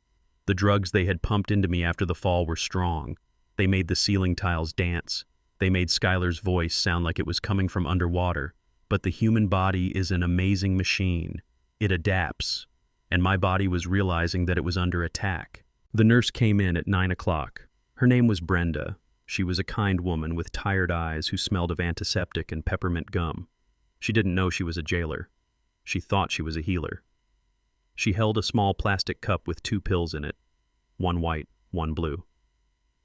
"Time for your meds, Mr. Thorne," she said cheerfully, adjusting my pillow. "These will help you sleep. These will help with the pain in your arm." I looked at the pills. The white one was a painkiller. I needed that.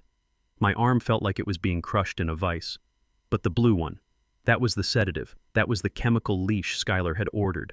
That was the pill that turned Elijah the engineer into Elijah the vegetable. I opened my mouth obediently. Brenda tipped the cup. I felt the pills hit my tongue. "Here is some water," she said, bringing the straw to my lips. I took a sip. I swallowed. I made the gulping sound loud enough for her to hear. I smiled at her, a weak, trembling smile. "Thank you, Brenda," I whispered. She patted my hand. "You get some rest now, Mr. Thorne." She turned and walked out of the room. As soon as the door clicked shut, the performance ended. I sat up, pushing through the wave of dizziness. I leaned over the side of the bed and coughed. The blue pill fell into my hand. I hadn't swallowed it. I had tucked it between my cheek and my gum. It tasted bitter, a chemical burn against the soft tissue of my mouth. But that bitterness was the taste of freedom. I didn't throw it in the trash can. That was amateur hour. They checked the trash. I wrapped the pill in a tissue and shoved it deep inside the hollow metal tube of the bed rail. A place no one ever cleaned. A place no one ever looked. Then I lay back and waited. Withdrawal is not pleasant. As the sedative left my system, my brain started to misfire. I sweated. I shook. My heart raced. But with every hour that passed, the fog lifted a little more. The ceiling tiles stopped dancing. The water stain looked like a water stain, not a monster. By 3 a.m, I was awake.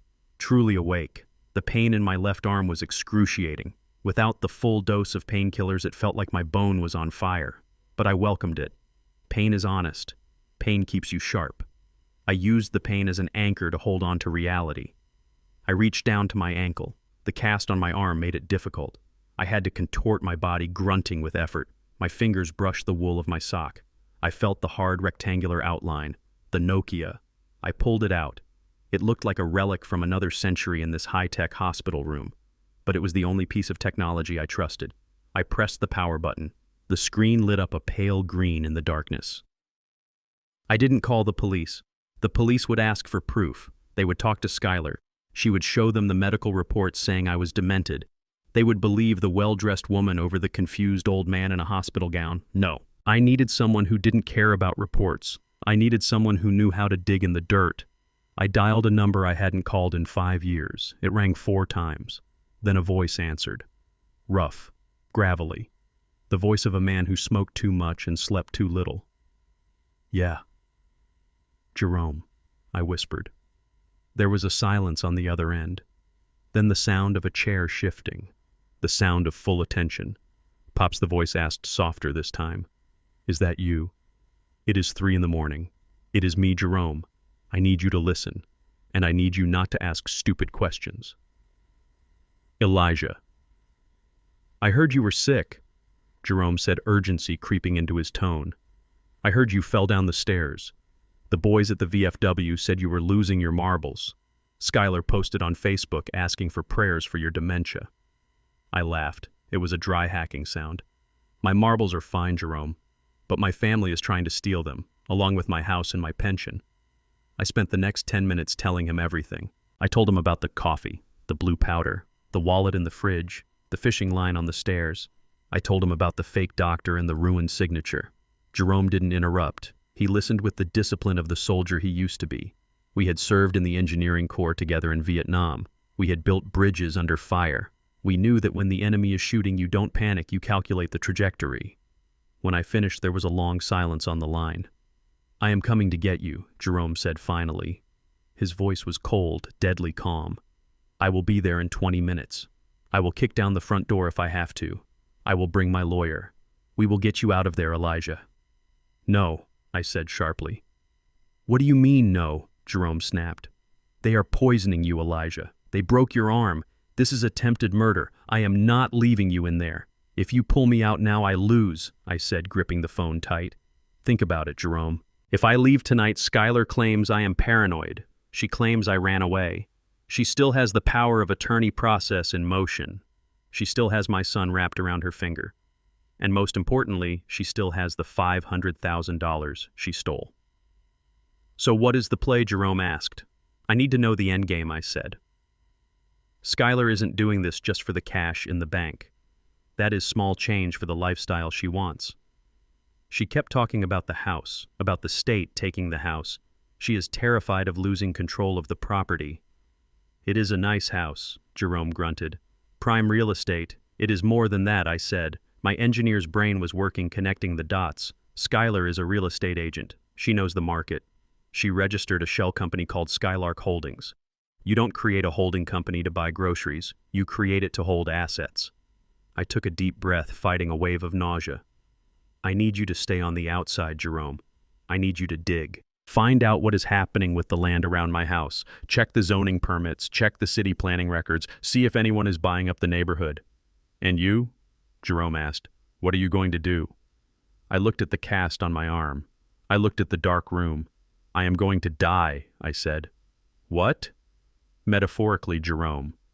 I am going to give them exactly what they want. They want a vegetable. I will give them a vegetable. I am going to stop fighting. I am going to stop talking. I am going to drool and stare at the wall.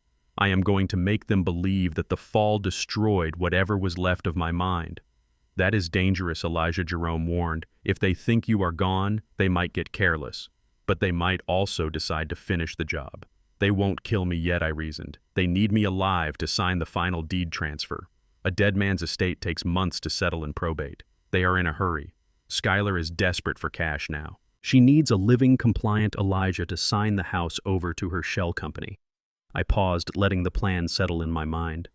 Let them bring the papers, Jerome. Let them bring me home. Let them think they have won. And while they are celebrating, I will be listening. But I need you to find the smoking gun. Find out why that land is worth killing for. Jerome sighed. A heavy, resigned sound. You are a stubborn old mule, Elijah. You always were. Even in the jungle, you never took the easy way out. The easy way out collapses under pressure, I said. I build things to last, Jerome, and I am going to build a trap they can't crawl out of. All right, Jerome said. I am on it. I have a contact in the city clerk's office. I will pull the files first thing in the morning. But Elijah? Yeah. If I sense for 1 second that you are in physical danger, if I get a bad feeling, I am coming in, and I am bringing the cavalry. Understood, I said. One more thing, Jerome. Chloe, the granddaughter, She knows. She is my inside man. If you can't reach me, watch the house. If you see her running, you grab her, you protect her. She is the only innocent thing left in this mess. I got her. Jerome promised. Stay safe, Pops. Over and out. The line went dead. I turned off the phone and hid it back in my sock. I lay back on the pillows. My heart was pounding, but my mind was clear. The awakening had begun. For the next 3 days, I played the role of a lifetime.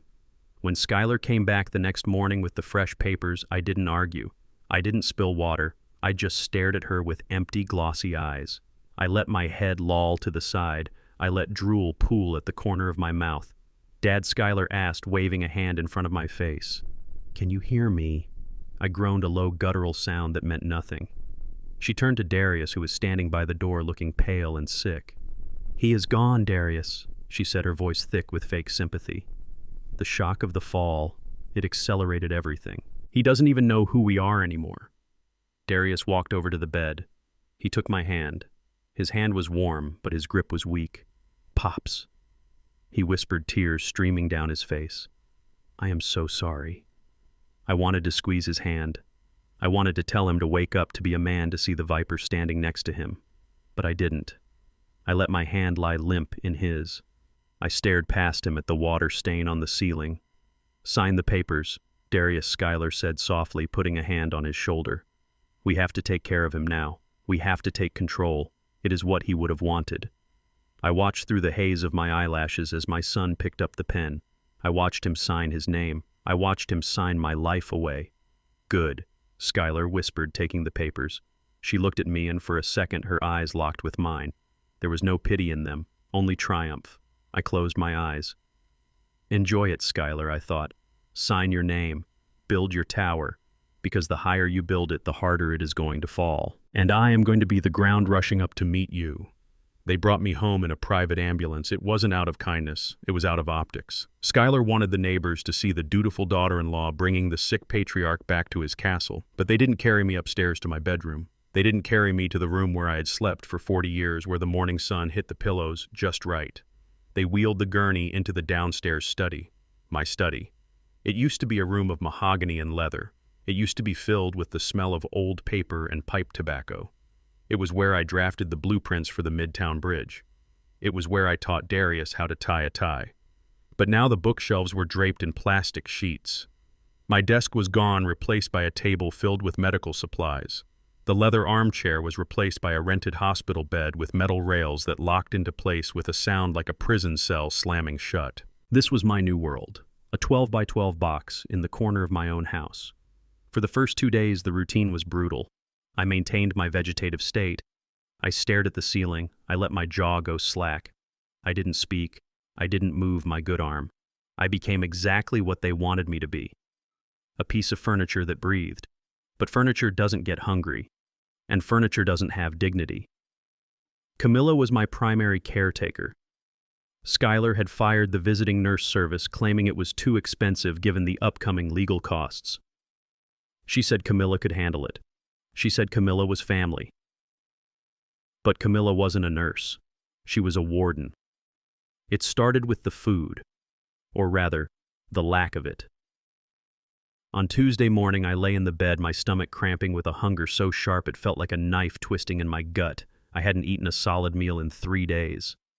Camilla walked in around noon. She wasn't carrying a tray for me. She was carrying a plate for herself, a turkey club sandwich with bacon. The smell filled the small room, rich and salty and maddening. She pulled a chair up to the side of my bed. She sat down, crossing her legs. She took a bite, chewing slowly, savoring the crunch of the lettuce. She looked at me. She saw my eyes track the sandwich. She smiled. "Hungry, Elijah?" she asked, swallowing a bite. I didn't answer. I couldn't break character. I just stared at the wall. She took another bite. "It is a shame, really," she said, wiping a crumb from her lip. "Dr. Roberts said your digestion is shutting down. He said feeding you solid food would just cause a blockage. It would be cruel to feed you. So we are sticking to the liquid diet." She reached for a plastic cup on the table. It was filled with a gray, lukewarm slurry. Ensure mixed with water, diluted to make it last longer. She held the straw to my lips. I took a sip. It tasted like chalk and chemicals. It barely coated my tongue, let alone filled my stomach. That is enough, she said, pulling the cup away after 2 swallows. We don't want you getting fat, do we? You are heavy enough to lift as it is. She finished her sandwich in front of me, licking the mayonnaise off her fingers one by one. It wasn't about nutrition, it was about dominance. She was showing me that she controlled the most basic biological necessity of my life. But the hunger was manageable compared to the diaper. That afternoon, I felt the pressure in my bladder. I needed to go. In the hospital, the nurses had helped me use a bedpan. It was embarrassing, but it was clinical. Here, there was no bedpan. Camilla walked in with a large plastic package. Adult diapers, the cheapest brand available. She pulled the blankets off me, exposing my legs to the cold air.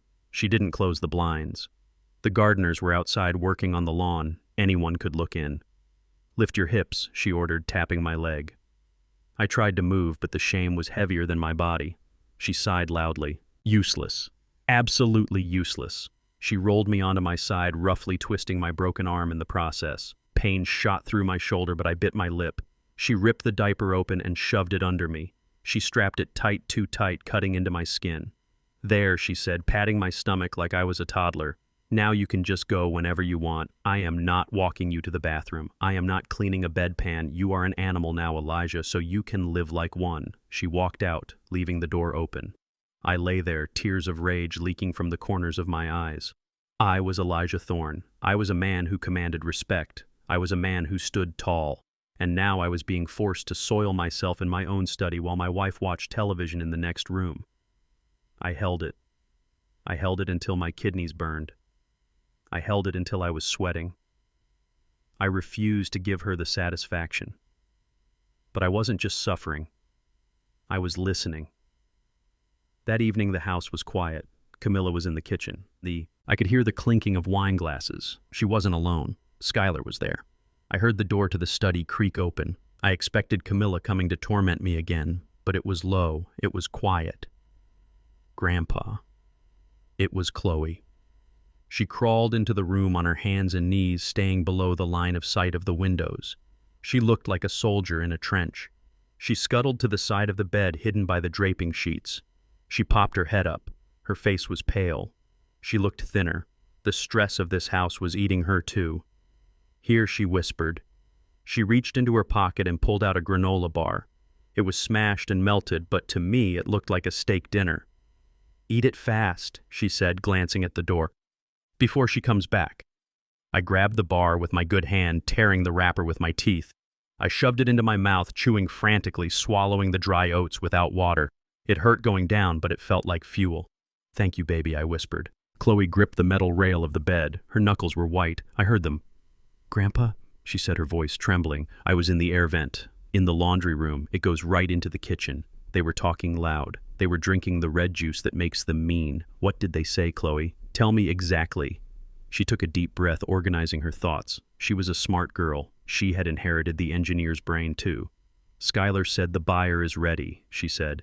She said a man named Mr. Henderson wants the land. He wants to tear down the house, Grandpa. He wants to build condos. I closed my eyes. Condos. They were going to bulldoze Sarah's garden. They were going to demolish the walls that held our memories. How much, I asked. $3 million, Chloe whispered. Skylar said it is a cash offer. She was laughing, Grandpa. She said she is going to be rich. She said she is going to put all the money into something called Metacoin. Metacoin, my blood ran cold. My blood. I knew what that was. I watched the financial news. Metacoin was a speculative cryptocurrency scheme. It was a bubble, a scam. It was run by influencers, not bankers. Skylar wasn't just greedy, she was stupid. She was going to sell a $3 million tangible asset prime real estate and dump it into a digital void that could collapse overnight. She is gambling everything, I thought. She is betting the farm on a roulette wheel. And what about me, Chloe? I asked, steeling myself for the answer. What are they going to do with me when the house is sold? Chloe started to cry, silent tears rolling down her cheeks. They said you are going to Shady Pines. Shady Pines. I knew the place. It was a state-run facility on the edge of the city.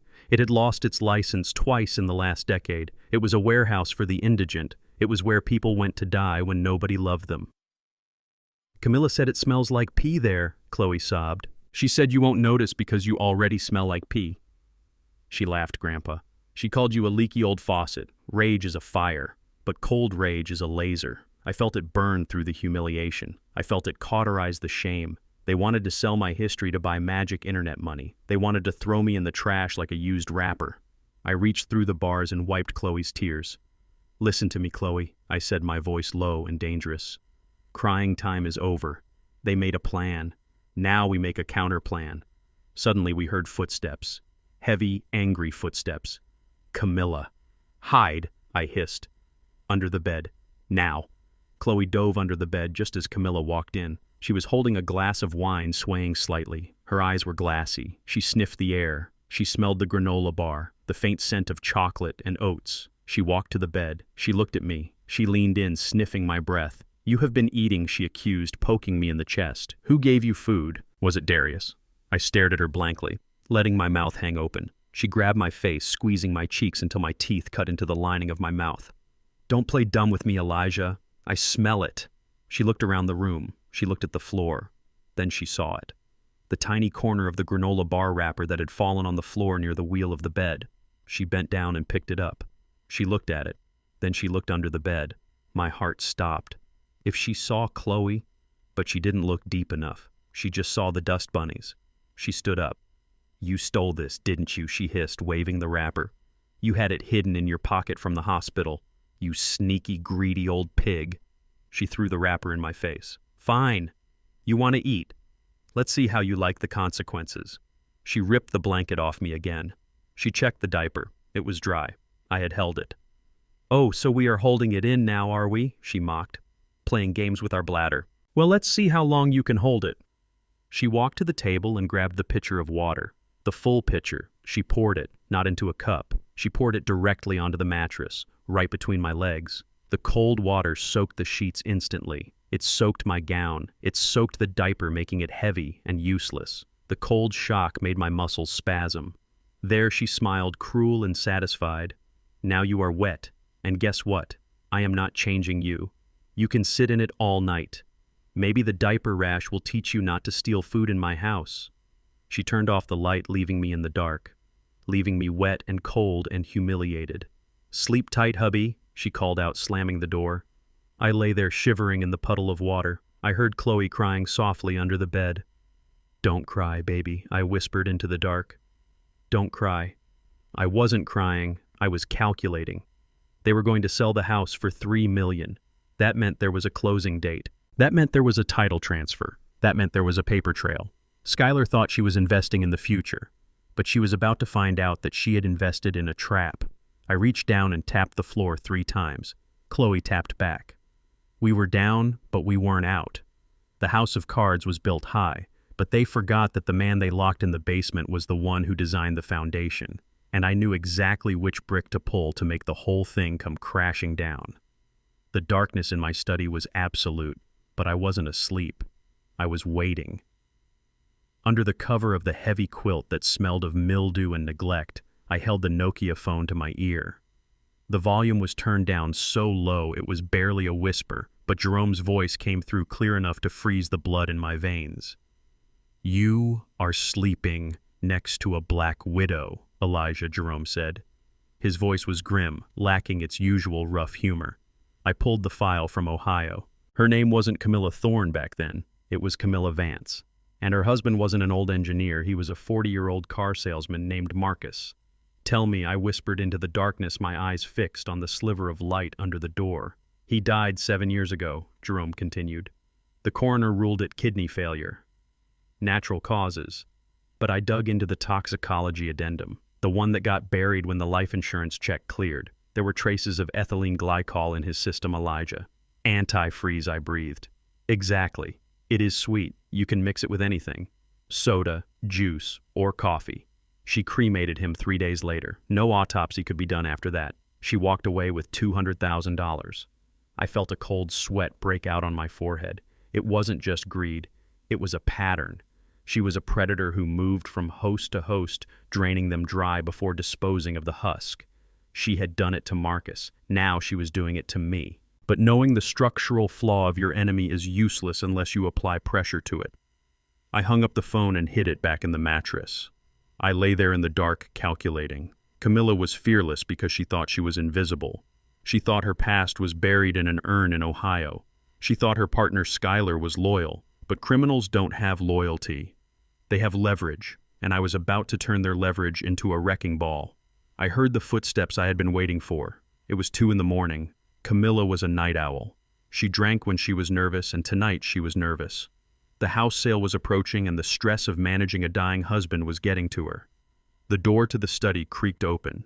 She stood there silhouetted by the hall light. She was holding a glass of red wine. She swayed slightly. She walked into the room bringing the smell of expensive Merlot and cheap perfume. She sat in the chair next to my bed watching me breathe. "Still alive," she muttered, taking a sip. "You are a stubborn old goat, aren't you? Just let go, Elijah. Do us all a favor." I didn't move. I kept my breathing shallow. I waited until she was comfortable, until she was just another shadow in the room. Then I opened my eyes, not at her. I looked past her. I fixed my gaze on the empty corner of the room right behind her left shoulder. I widened my eyes. I let my jaw tremble. I raised my good hand slowly, pointing a shaking finger at the empty air. "He is wet," I whispered. My voice was raspy, broken. "Why is he wet?" "Camilla." Camilla jumped, spilling a drop of wine on her silk robe. She spun around, looking at the empty corner. What she snapped, turning back to me. "Who is wet? You are dreaming, old man. Go back to sleep." I didn't blink. I kept staring at the corner, my eyes tracking an invisible figure as it moved closer. "He says he is thirsty," I croaked. "He says the blue drink made him thirsty." Camilla froze. The glass halted halfway to her mouth. The room went deadly silent. "What did you say?" she whispered. I sat up slowly, ignoring the pain in my broken arm. I looked terrified, not of her, but of the ghost I was inventing. "The man in the car dealership suit," I said, describing the photo Jerome had sent to my phone earlier. "He is holding his stomach. He says it burns, Camilla. He says the Gatorade tasted like candy, but now his insides are melting." Camilla stood up. Her chair scraped violently against the floor, her face drained of all color, leaving her makeup standing out like a mask. "Who told you that?" she hissed. Her voice was trembling. "Who told you about the Gatorade?" I didn't answer her directly. I kept talking to the air. "July 4th, I mumbled, rocking back and forth. "The fireworks were loud. You told him to drink it because it was hot outside. You put it in the cooler. The blue one." Camilla dropped her wine glass. It shattered on the floor, splashing red liquid across the white tiles like blood. She backed away until she hit the wall. "Stop it!" she screamed. "Stop it right now. How do you know that?" I looked at her then. I let my eyes clear for just a second, showing her a flash of lucidity before sliding back into the madness. "He is asking for his money, Camilla," I said, my voice dropping to a low growl. "The $200,000. He says you promised to buy a boat, but you bought a cremation instead." She was shaking now, shaking so hard her teeth chattered. This wasn't dementia. Dementia is random. This was specific. This was the one secret she had never told a soul. Not Darius, not the police. Unless... I tilted my head, looking at her with confusion. "The blonde woman is laughing," I said softly. Camilla froze. "What blonde woman?" I pointed to the door. "The one who comes here. Skylar. She is standing with Marcus. She is telling him secrets." I saw the gear turn in her head. It was a beautiful thing to watch, the seed of paranoia taking root and blossoming instantly. "Skylar told him," she whispered to herself. I nodded eagerly, like a child telling on a sibling. "Skylar knows," I said. "Skylar told the man to come scare me. She says you are getting greedy, Camilla. She says she doesn't need you anymore." "No," Camilla breathed. "That is impossible. Skylar doesn't know about Ohio. I never told her." I lay back down, pulling the covers up to my chin. "She found the papers," I mumbled, closing my eyes. "She found the box in the attic. She called the police, Camilla. She traded you. She is going to keep the house money and send you to the place with the bars." Camilla looked at me, then she looked at the door. Panic is a primal thing. It overrides logic. In her mind, there was no way a senile old man could know about the ethylene glycol or the insurance money unless someone fed him the information. And the only person who had access, the only person who had been digging into the finances, was Skylar. Skylar was a real estate agent. She knew how to do background checks. She must have found out. And now, according to the narrative I was spinning, she was planning to double-cross Camilla. Camilla ran to the door. She looked down the hallway toward the guest room where Skylar sometimes stayed when Darius was working late. "That little snake," she hissed. She turned back to me. Her eyes were wild. "What else did she say, Elijah? What else did the blonde woman tell the ghost?" I opened one eye. "She said the coffee is too slow," I whispered. "She said she switched the jars. She wants you to go to jail, Camilla. She wants it all." Camilla let out a sound that was half scream, half sob. She ran out of the room, leaving the shattered glass and the spilled wine. I heard her footsteps pounding up the stairs. I heard a door slam. Then I heard shouting. I didn't hear the words, but I heard the tone. It was the sound of a partnership dissolving. I lay there in the dark, and for the first time in weeks, I smiled. A real, genuine smile. Real, genuine. "You thought you were the hunter, Camilla," I thought, listening to the muffled argument upstairs. "But you forgot the first rule of engineering. Every structure has a breaking point. You put too much weight on your alliance with Skylar. You built your house on a foundation of greed and mistrust. I had simply tapped the glass. And now the cracks were spreading." I reached under the mattress and touched the phone. "Phase 1 complete," I whispered. "The enemy is divided." I closed my eyes and let the exhaustion take me. But I slept lightly. I knew that a wounded animal is dangerous. Tomorrow the war would escalate. But tonight I had turned the ghosts of her past into the soldiers of my future. And Marcus, wherever he was, I hoped he was enjoying the show. 75 candles is a fire hazard, but Skylar insisted on the visual. She wanted a spectacle. Saturday arrived with a gray, overcast sky that matched the mood inside the house perfectly. My 75th birthday was not a celebration of my life. It was the coronation of my son and his wife as the new monarchs of my empire, and I was the old king being paraded out for one last humiliation before being locked in the tower forever. They dressed me in a sweater vest and slacks that were too big for my wasting frame. They combed my hair to cover the bald spots. They wheeled me out into the living room, which had been transformed. Streamers hung from the chandelier. A banner that said, "Happy 75th Pops," draped across the fireplace. It looked festive. It felt like a wake. The guests began to arrive at 1 o'clock. These weren't my friends from the engineering corps. These weren't the men I played poker with. Those men had been told I was too sick for visitors. No, these were Skylar's people, her real estate clients, her tennis partners, and a few of my distant relatives' cousins I hadn't seen in a decade, people who didn't know me well enough to spot the act. They looked at me with pity. I sat in the rented wheelchair, my broken arm resting on a pillow, my head lolling to the side. I drooled a little, just enough to make them uncomfortable. "Oh, he looks so frail," Aunt Bessie whispered, patting my hand. "Does he know we are here?" "He has good days and bad days," Skylar said loudly, her voice filled with tragic bravery. "Today is a bit foggy, but we wanted him to feel the love. We wanted him to be surrounded by family one last time before the transition." She didn't say the words nursing home, but everyone heard them. Darius stood by the punch bowl drinking heavily. He wouldn't look at me. He looked at his shoes. He looked at the wall. He looked anywhere but at the father he was betraying. He was wearing a new suit. I wondered if he bought it with the money he stole from my retirement fund. Camilla was there too, but she was different today. The confident predator from a week ago was gone. She was jumpy. Her eyes darted around the room, constantly checking the corners.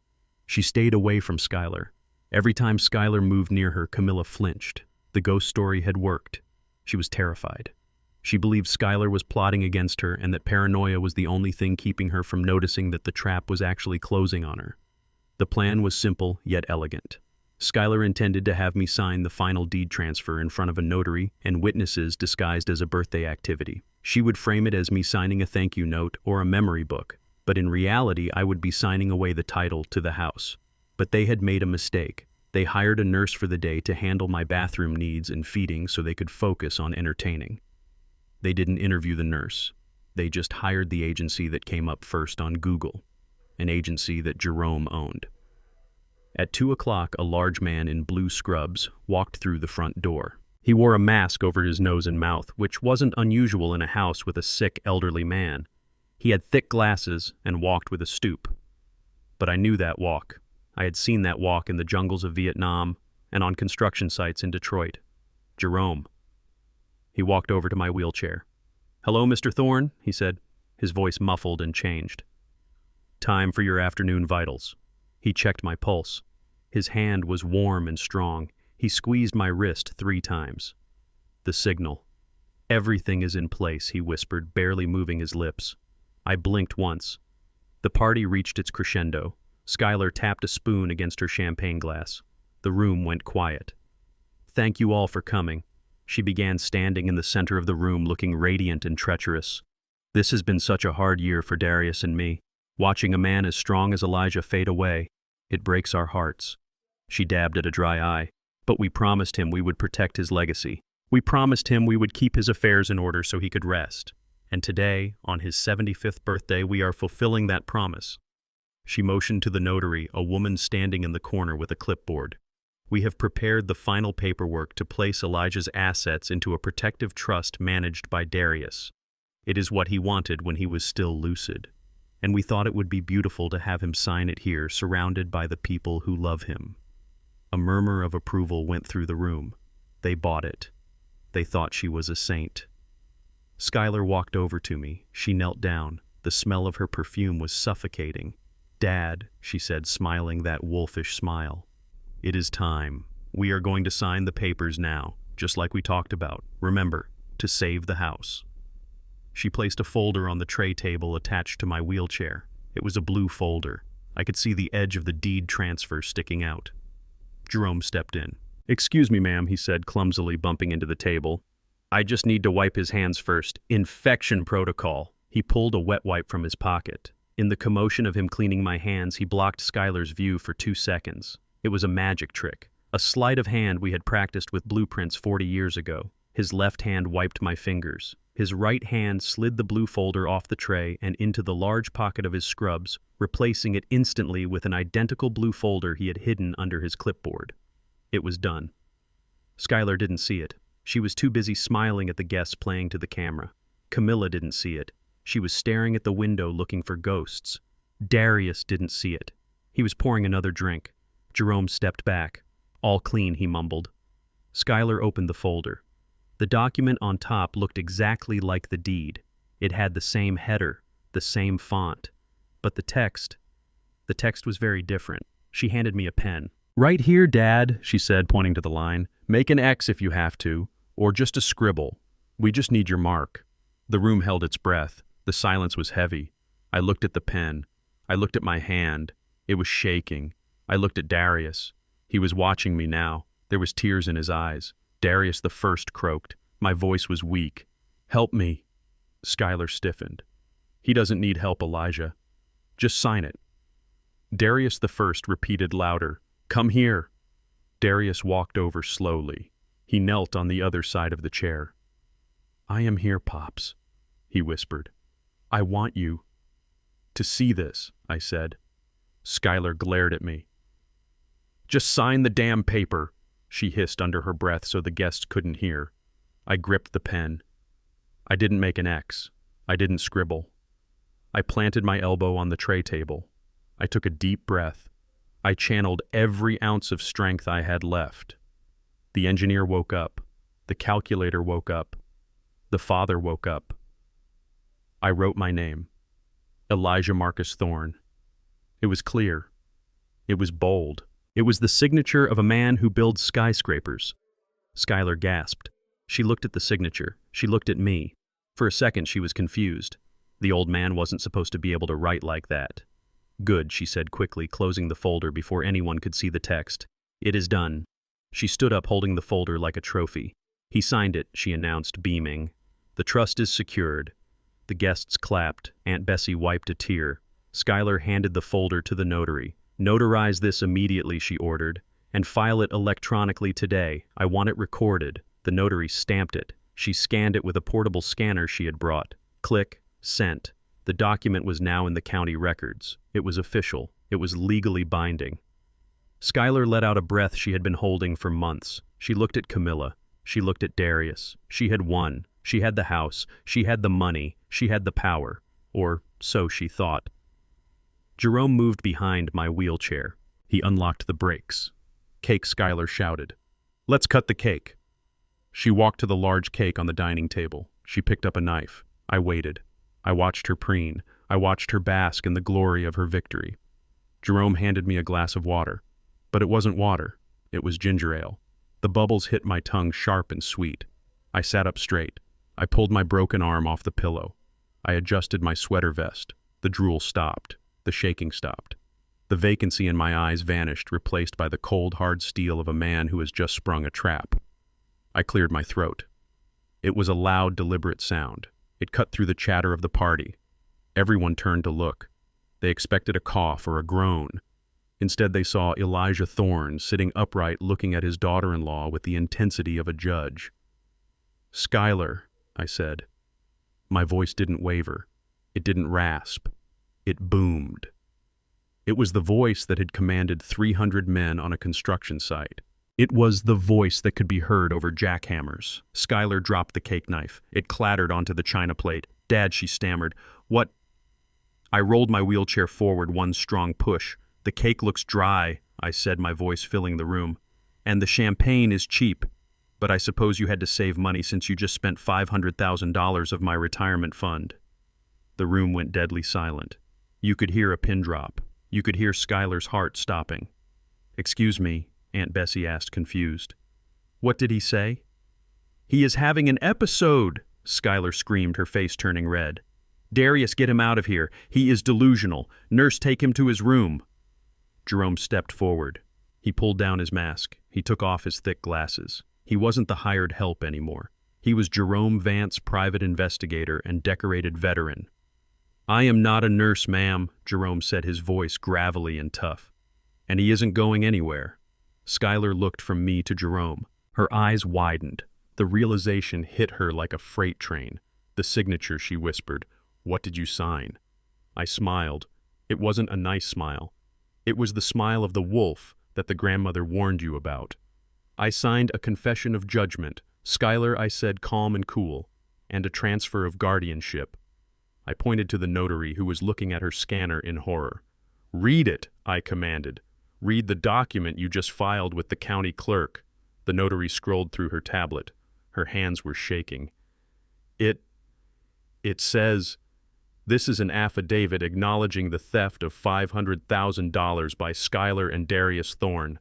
The notary read, her voice trembling. "And it grants full legal guardianship of the minor child Chloe Thorne to her grandfather Elijah Thorne, effective immediately due to parental negligence and criminal activity." Darius fell to his knees. He looked at Skylar. "What did we sign?" he whispered. Skylar screamed, a primal animalistic sound. She lunged for the notary, trying to grab the tablet, trying to delete the file. But it was too late. The cloud never forgets, and neither do I. I stood up. My legs were weak, but my will was iron. I stood up out of that wheelchair, towering over the ruins of their party. "Happy birthday to me," I whispered. "Now let's see who gets the wish." The room smelled of stale champagne and desperation. From my vantage point in the wheelchair, I could see every bead of sweat on Darius's forehead. He was standing to my right, clutching a glass of scotch like it was the only thing keeping him upright. To my left, Skylar hovered like a vulture, her eyes fixed on the blue folder lying on the tray table. The air was thick with tension, the kind of static charge you feel right before a lightning strike. I let my head loll to the side, drooling slightly onto the bib they had tied around my neck. It was a humiliating prop, but essential for the illusion. I needed them to see a broken vessel. I needed them to see a man who had lost the capacity to understand what was happening, let alone orchestrate a counterstrike. The notary, a woman named Mrs. Gable, looked uncomfortable. She kept shifting her weight from one foot to the other, glancing at the clock. She was a professional used to sterile offices and clear instructions, not this macabre birthday party where the guest of honor looked half dead and the hosts looked like they were robbing a grave. "We are ready," Skylar announced, her voice cutting through the murmurs of the guests. She stepped forward and placed her hand on the blue folder. It was a standard legal binder, the kind you buy at any office supply store. Inside was the deed to my house, the transfer of my pension, and the total power of attorney over my life. Or at least that is what she thought. "Dad," Skylar said, loud enough for the back row to hear, "we just need you to make your mark. Remember what we talked about. This is to protect the estate." She opened the folder. My heart hammered against my ribs. This was the moment of critical failure. If she looked too closely at the pages, if she decided to read the fine print, the whole structure would collapse. But I was banking on her arrogance. Skylar didn't read because she believed she was the author of this narrative. She believed she was the smartest person in the room. "Wait." The voice came from behind me. It was low, muffled, and calm. "Jerome." He stepped forward in his blue scrubs, moving with a clumsy, lumbering gait that disguised his military precision. He was holding a wet rag and a bottle of sanitizer. "Protocol, ma'am," Jerome mumbled through his mask. "I have to sanitize the surface. The agency is strict about germs, especially with his immune system compromised." Skylar rolled her eyes, letting out a huff of annoyance. "Is this really necessary right now?" she snapped. "We are in the middle of a ceremony." Jerome didn't answer. He just moved. He bumped into the tray table hard. The water glass wobbled. The blue folder slid dangerously close to the edge. "Whoops!" Jerome grunted, reaching out to catch the glass. In the chaos of his clumsy reach, his broad torso blocked Skylar's view of the tray for exactly 2 seconds. It was a maneuver we used to call a visual obstruction in the field. His left hand steadied the water glass, but his right hand, the hand hidden by his body, moved with the speed of a magician. He swiped the original blue folder off the tray and into the deep pocket of his scrubs. In the same fluid motion, he slid an identical blue folder from beneath the clipboard he was holding under his arm onto the tray. It was seamless. It was beautiful. It was the result of 40 years of friendship and trust. "Sorry about that," Jerome muttered, stepping back and wiping the table with the rag. "All clean." Skylar glared at him with pure venom. "You are clumsy," she hissed. "Step back." She looked down at the folder. She didn't notice the switch. Why would she? It was the same color, the same weight, and when she flipped it open, the first page, the cover sheet, was identical to the one she had printed. Jerome had made sure of that, but everything underneath that cover sheet was different. "Okay, Dad," she said, pushing the pen into my trembling hand. "Sign here." I looked at the paper. The text was dense. To the casual observer, it looked like standard legal boilerplate, but I knew what it said. I had dictated it to Jerome 3 nights ago. I, Elijah Thorne, being of sound mind and body. It wasn't a deed transfer. It was a confession, and it was a trap. I gripped the pen. I let my hand shake violently. I needed to sell the struggle. I needed them to believe that simply making an X was a Herculean effort. I can't, I rasped, letting the pen slip from my fingers. Skylar let out a frustrated growl. She picked up the pen and jammed it back into my hand, wrapping her cold fingers around mine. "Yes, you can," she whispered, her voice tight. "Do it for the house, Elijah. Do it for Chloe." The mention of Chloe sent a surge of adrenaline through me. I looked over at the corner of the room. Chloe was standing there, holding her teddy bear, watching me with wide, terrified eyes. She knew what was happening. She was the only witness who mattered. I squeezed the pen. I guided the tip to the paper. Skylar was pushing my hand, trying to force the movement, but I resisted just enough to make it look like a spasm. I signed. It wasn't my full signature. It was a shaky, jagged scrawl that barely resembled my name. But it was there. "There," Skylar said, triumphant. She pulled the folder away before I could finish. "Now the witnesses," she announced, turning to the room. This was the part of the plan that relied entirely on greed. The document required 2 additional signatures, co-signers. In Skylar's version, these signatures were for the trustees who would manage my assets. In my version, these signatures were an admission of guilt. "Darius, you first," she said, handing the pen to my son. Darius stepped up. He looked at me. His eyes were red-rimmed and watery. He smelled of scotch and shame. He hesitated. "Do I really have to sign this, Sky?" he asked quietly.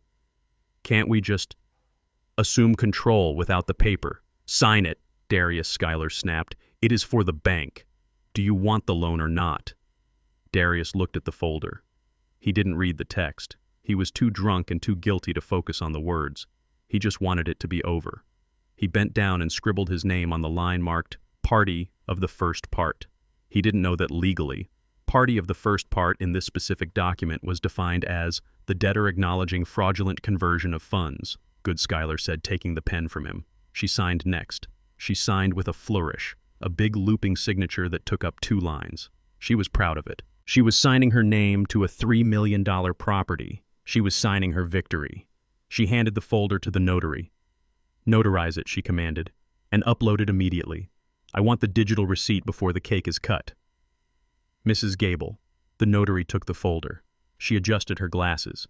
She was a meticulous woman. She pulled her stamp out of her bag. She pressed it onto the paper with a firm thud. Then she pulled out her portable scanner. I sat there in the wheelchair watching the little green light of the scanner move down the page.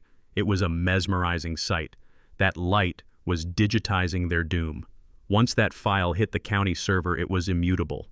It was a sworn affidavit. I watched the progress bar on her tablet. Scanning, 50%, 75%. Skylar was beaming. She wrapped her arm around Darius, whispering something in his ear. Probably about the vacation they would take. Probably about the new car she would buy. She looked at Camilla, who was standing by the window, and gave her a thumbs up. Camilla forced a smile, but she looked sick. The ghost story was still eating her alive. Scanning complete. Uploading to county clerk registry. The notary tapped the screen. "Sent," she said professionally. "It is filed, Mrs. Thorne. You are now the legal—" She paused. She frowned. She squinted at the screen, reading the confirmation header that popped up. "Excuse me," she said, confused. "What is it?" Skylar asked, impatient, reaching for the champagne. "The system is tagging this as a Class A confession," the notary said, tilting her head. "And a guardianship transfer. That can't be right. I thought this was a property deed." Skylar froze. The glass of champagne stopped halfway to her lips. "What did you say?" she whispered.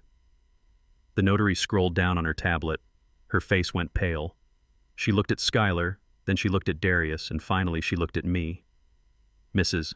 Thorne, did you read the document before you signed it?" The notary asked, her voice trembling slightly. "Of course I read it," Skylar snapped, snatching the tablet from the woman's hands. "I wrote it. It is the deed." She looked at the screen. I watched her face. It was like watching a building implode in slow motion. First came the confusion, her eyebrows knit together, her lips parted. Then came the shock. Her eyes widened until the whites showed all around. Her breathing stopped. And then came the horror. This isn't my file," she stammered. "This says—" She looked up at me. I wasn't drooling anymore. I wasn't slumping. I was sitting upright, my good hand gripping the armrest of the wheelchair with a strength that turned my knuckles white. Skylar looked at the tablet again, reading the words she had just notarized with her own signature. "I, Skylar Thorne, hereby admit to the unauthorized transfer of $500,000. I acknowledge the debt. I surrender all claims to the property." "No," she screamed. It was a guttural animal sound. "No." She swiped at the tablet, trying to find a delete button, trying to undo the last 5 minutes of her life. But the internet is written in ink, not pencil. "Darius." "What is it?" Darius asked, stumbling forward, grabbing her arm. "What is wrong?" She looked at him wild-eyed. "We signed a confession," she shrieked, throwing the tablet onto the floor. "We signed a confession. Darius." The room erupted into murmurs. The guests looked at each other, confused and alarmed. Aunt Bessie stood up, spilling her tea. Jerome stepped closer to the wheelchair, silently unlocking the brakes with his foot. He stood behind me, a silent guardian, ready for the violence that was about to follow. I took a deep breath. The air in the room felt different now. It didn't smell like champagne anymore. It smelled of justice. I looked at Skylar, who was hyperventilating, clutching her chest. I looked at Darius, who was staring at his hands as if they were covered in blood. They had walked into the trap. They had baited it themselves. And then, with a smile on their faces, they had snapped the mechanism shut on their own necks. The signature was dry. The file was uploaded. The cage was locked. And the man holding the key wasn't the fake doctor or the corrupt lawyer. It was the vegetable in the wheelchair. It was time to stand up. The notary's tablet clattered to the floor, but Skylar refused to hear the sound of her own destruction. Denial is a powerful anesthetic. It numbs the mind to reality, protecting the ego until the very last second. Skylar looked at the notary with a smile that was frozen in place, a rictus of panic and determination. She grabbed a crystal flute of champagne from the tray of a passing waiter. Her hand was shaking so badly the liquid splashed over the rim, staining her white glove, but she held it aloft like a torch. "Ignore her!" Skylar shouted, her voice cracking slightly before finding its artificial pitch. "The system is glitching. We will sort out the clerical errors on Monday." Right now, we are here to celebrate." She turned to the room of stunned guests, her eyes wide and manic. To Elijah, she announced, raising the glass higher. "To the man who built this family, to his health, to his legacy, and to the peace he so richly deserves." She looked down at me, expecting to see the drooling, broken old man she had manufactured. She expected me to sit there limp and confused, accepting her toast while she cemented my demise. She brought the glass to her lips, ready to drink to her victory, ready to swallow the lie she had forced everyone else to believe. But I didn't reach for my water. I reached for the armrests of the wheelchair. My hands, which she thought were weak, gripped the leather with the force of hydraulic clamps. I planted my feet on the floor. I felt the ground beneath me solid and true. The engineer in me checked the structural integrity of my legs. The muscles were tired, yes. The bone in my arm ached, yes. But the foundation was iron. I pushed. The wheelchair creaked, a sound of protest as I shifted my weight. Darius, who was standing next to me holding his own glass, noticed it first. He looked down. His eyes widened. "Pops," he whispered. I didn't look at him. I kept my eyes locked on Skylar. I stood up. I didn't struggle. I didn't wobble. I rose from that chair like a mountain rising from the sea. I stood to my full height of 6 feet 2 inches. I straightened my spine. I adjusted the cuffs of my sweater vest. I let the silence of the room wash over me. Skylar froze. The glass stopped halfway to her mouth. She stared at me. Her brain couldn't process the image. In her narrative, I was a cripple. In her story, I was finished. Seeing me stand was like seeing a corpse walk out of a coffin. The room went deadly quiet, the kind of quiet that happens after a car crash before the screaming starts. Aunt Bessie covered her mouth. The business partners lowered their drinks. Everyone watched the miracle that wasn't a miracle, but a revelation. I took a step forward. My cane was leaning against the table, but I didn't reach for it. I didn't need it. I walked toward Skylar. 1 step, 2 steps, 3 steps. I reached out and took a glass of red wine from the table. I held it up to the light, inspecting the color. "Thank you, daughter-in-law," I said. My voice filled the room. It wasn't raspy. It wasn't weak. It was the deep, resonant baritone that had commanded respect on job sites for 40 years. It was the voice of a man who knows exactly who he is. Skylar took a step back, her heels clicking on the hardwood floor. She looked like she was seeing a ghost. "Dad," she stammered, You are standing." I swirled the wine in the glass. I looked her dead in the eye. "I am standing, Skylar. I am talking. And I am thinking clearly." Which is a surprise, isn't it? Considering how much effort you put into making sure I couldn't do any of those things. I took a step closer, invading her personal space. "But I have to ask," I continued, my voice dropping to a low, lethal rumble. "Is this wine safe, Skylar? Does it have the special ingredient? Or is it just the coffee that gets the blue powder?" The color drained from her face so fast she looked like a sheet of paper. Her mouth opened and closed like a fish on a hook. What she whispered. What blue powder? I turned to the guests. I saw the confusion on their faces. They thought I was speaking in riddles. They thought maybe I was having a moment of clarity amidst the dementia. They didn't understand. So I had to show them. I looked at Jerome, who was standing by the television set in the corner. He had discarded his mask and his glasses. He stood with his arms crossed, a remote control in his hand. "Play it, Jerome," I commanded. Jerome pointed the remote at the 60-inch flat-screen TV that Skylar had set up to show a slideshow of my life. The screen flickered. The photo of me building the bridge vanished. A video appeared. The footage was grainy and slightly shaky, filmed from a low angle. The angle of a child hiding under a table. The room gasped. On the screen was the kitchen of this very house. The timestamp in the corner read 7:00 a.m. 2 weeks ago. Camilla walked into the frame. She looked disheveled, angry. She walked to the counter. She pulled a blue bag from her pocket. She opened the ceramic sugar jar, my special jar. I heard a collective intake of breath from the guests. On the screen, Camilla poured the blue powder into the sugar. She stirred it vigorously. Then she made a cup of coffee. She stirred 3 spoons of the tainted sugar into the mug. She smiled at the cup. It was a cruel, twisted smile. "Sleep tight, old man," the Camilla on the screen whispered.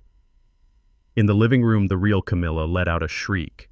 She covered her face with her hands, backing away toward the wall. "No," she screamed. "That is not real. That is a deep fake. He made it on the computer." But the video didn't stop. The screen flickered to a new clip. This one was filmed from inside a vent. The view was through a grate looking down into the living room. Skylar and Camilla were sitting on the sofa drinking wine. The audio was crystal clear. "How much longer?" Skylar asked on the screen. "He is taking too long to break." "Give it time," Camilla answered, swirling her glass. "The doctor said the mixture mimics advanced dementia. He will be a vegetable by the end of the month." "I just need him to sign the deed," Skylar said, slamming her hand on the cushion. "The buyer for the land is pushing me. 3 million cash, Camilla. We can't lose this deal because the old goat refuses to lose his mind." "Then we increase the dose," Camilla suggested. "Or we arrange an accident. Stairs are dangerous for old men." The video cut to black. The silence in the room was absolute. It was heavy. It was suffocating. I looked at Darius. He was staring at the blank screen, his mouth agape. He looked at Skylar. He looked at the woman he had married, the woman he had defended against his own father. "You planned it," he whispered. His voice was broken, a jagged shard of pain. "You planned the stairs." Skylar shook her head violently. "No, Darius. No. It is edited. It is a lie. He is manipulating you. Can't you see? He is the one who is crazy." I laughed. It was a cold, dry sound. "Am I crazy, Skylar?" I asked, walking toward the television. "Was I crazy when I found my wallet in the freezer where you hid it? Was I crazy when I found the fishing line in the trash can? Was I crazy when I recorded you paying your cousin Rob to impersonate a doctor?" I reached into my pocket and pulled out the Nokia phone. I held it up. "I have audio recordings, Skylar.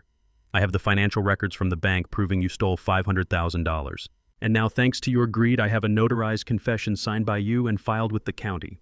Skylar looked around the room. She was looking for an ally. She looked at her business partners, but they were already backing away, reaching for their coats. She looked at Aunt Bessie, who was staring at her with pure revulsion. She realized the walls were closing in.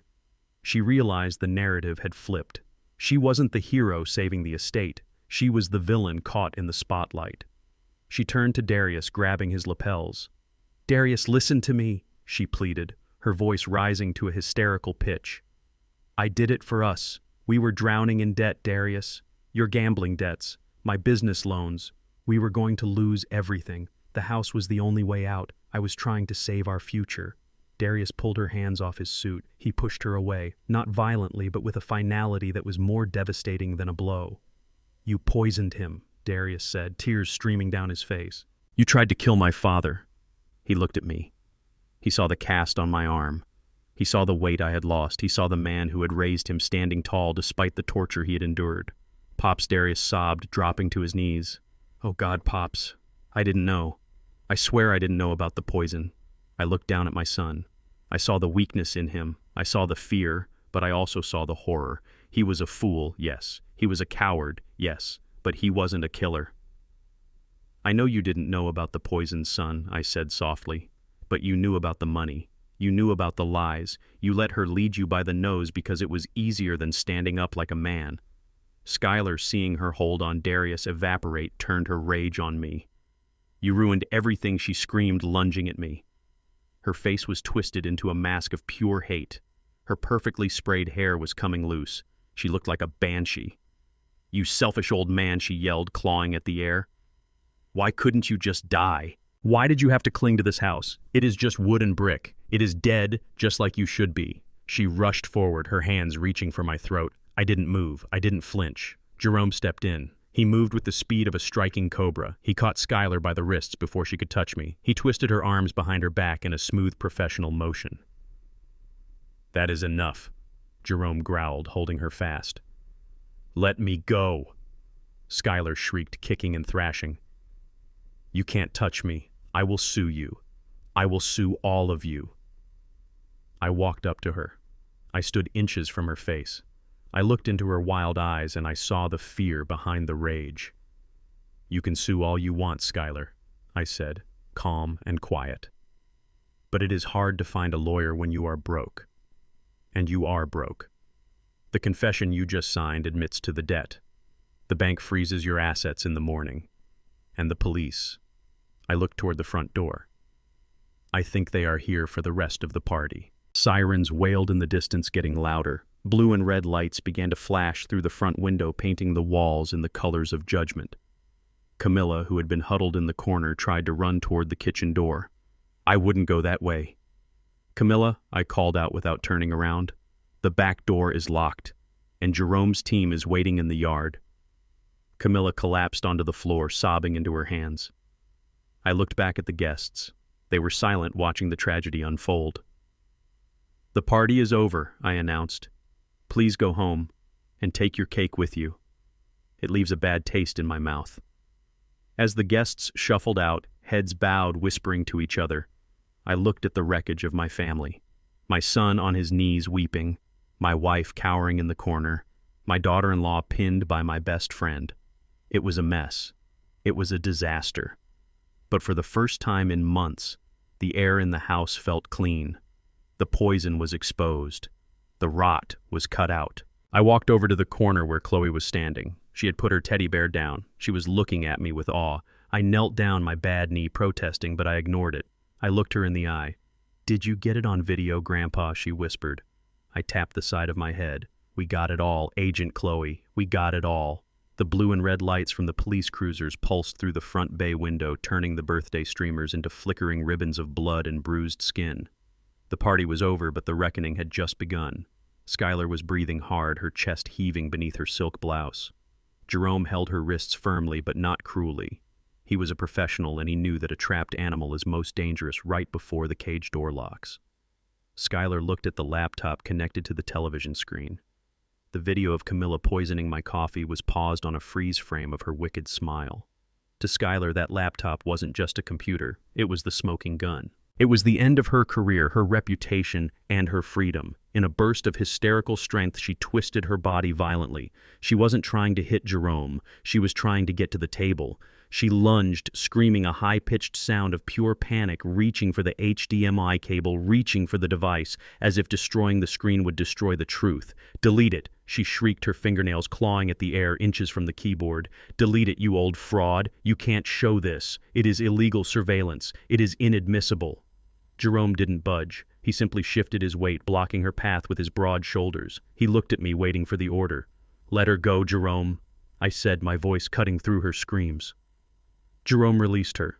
Skylar stumbled forward, crashing into the table. She grabbed the laptop. She didn't type. She lifted it over her head and smashed it onto the hardwood floor.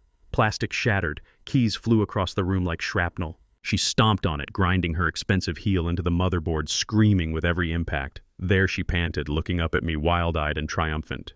"It is gone. Your evidence is gone. Now it is just your word against mine. And who are they going to believe, Elijah? A senile old man who wets the bed, or a respected real estate agent?" I looked at the broken plastic on the floor. I looked at her sweating face. I didn't get angry. I felt a profound sense of pity. She was so confident in her destruction that she forgot how the world worked. "Skylar," I said softly, leaning on my cane, not for support, but for emphasis. "You really don't understand technology, do you?" She froze.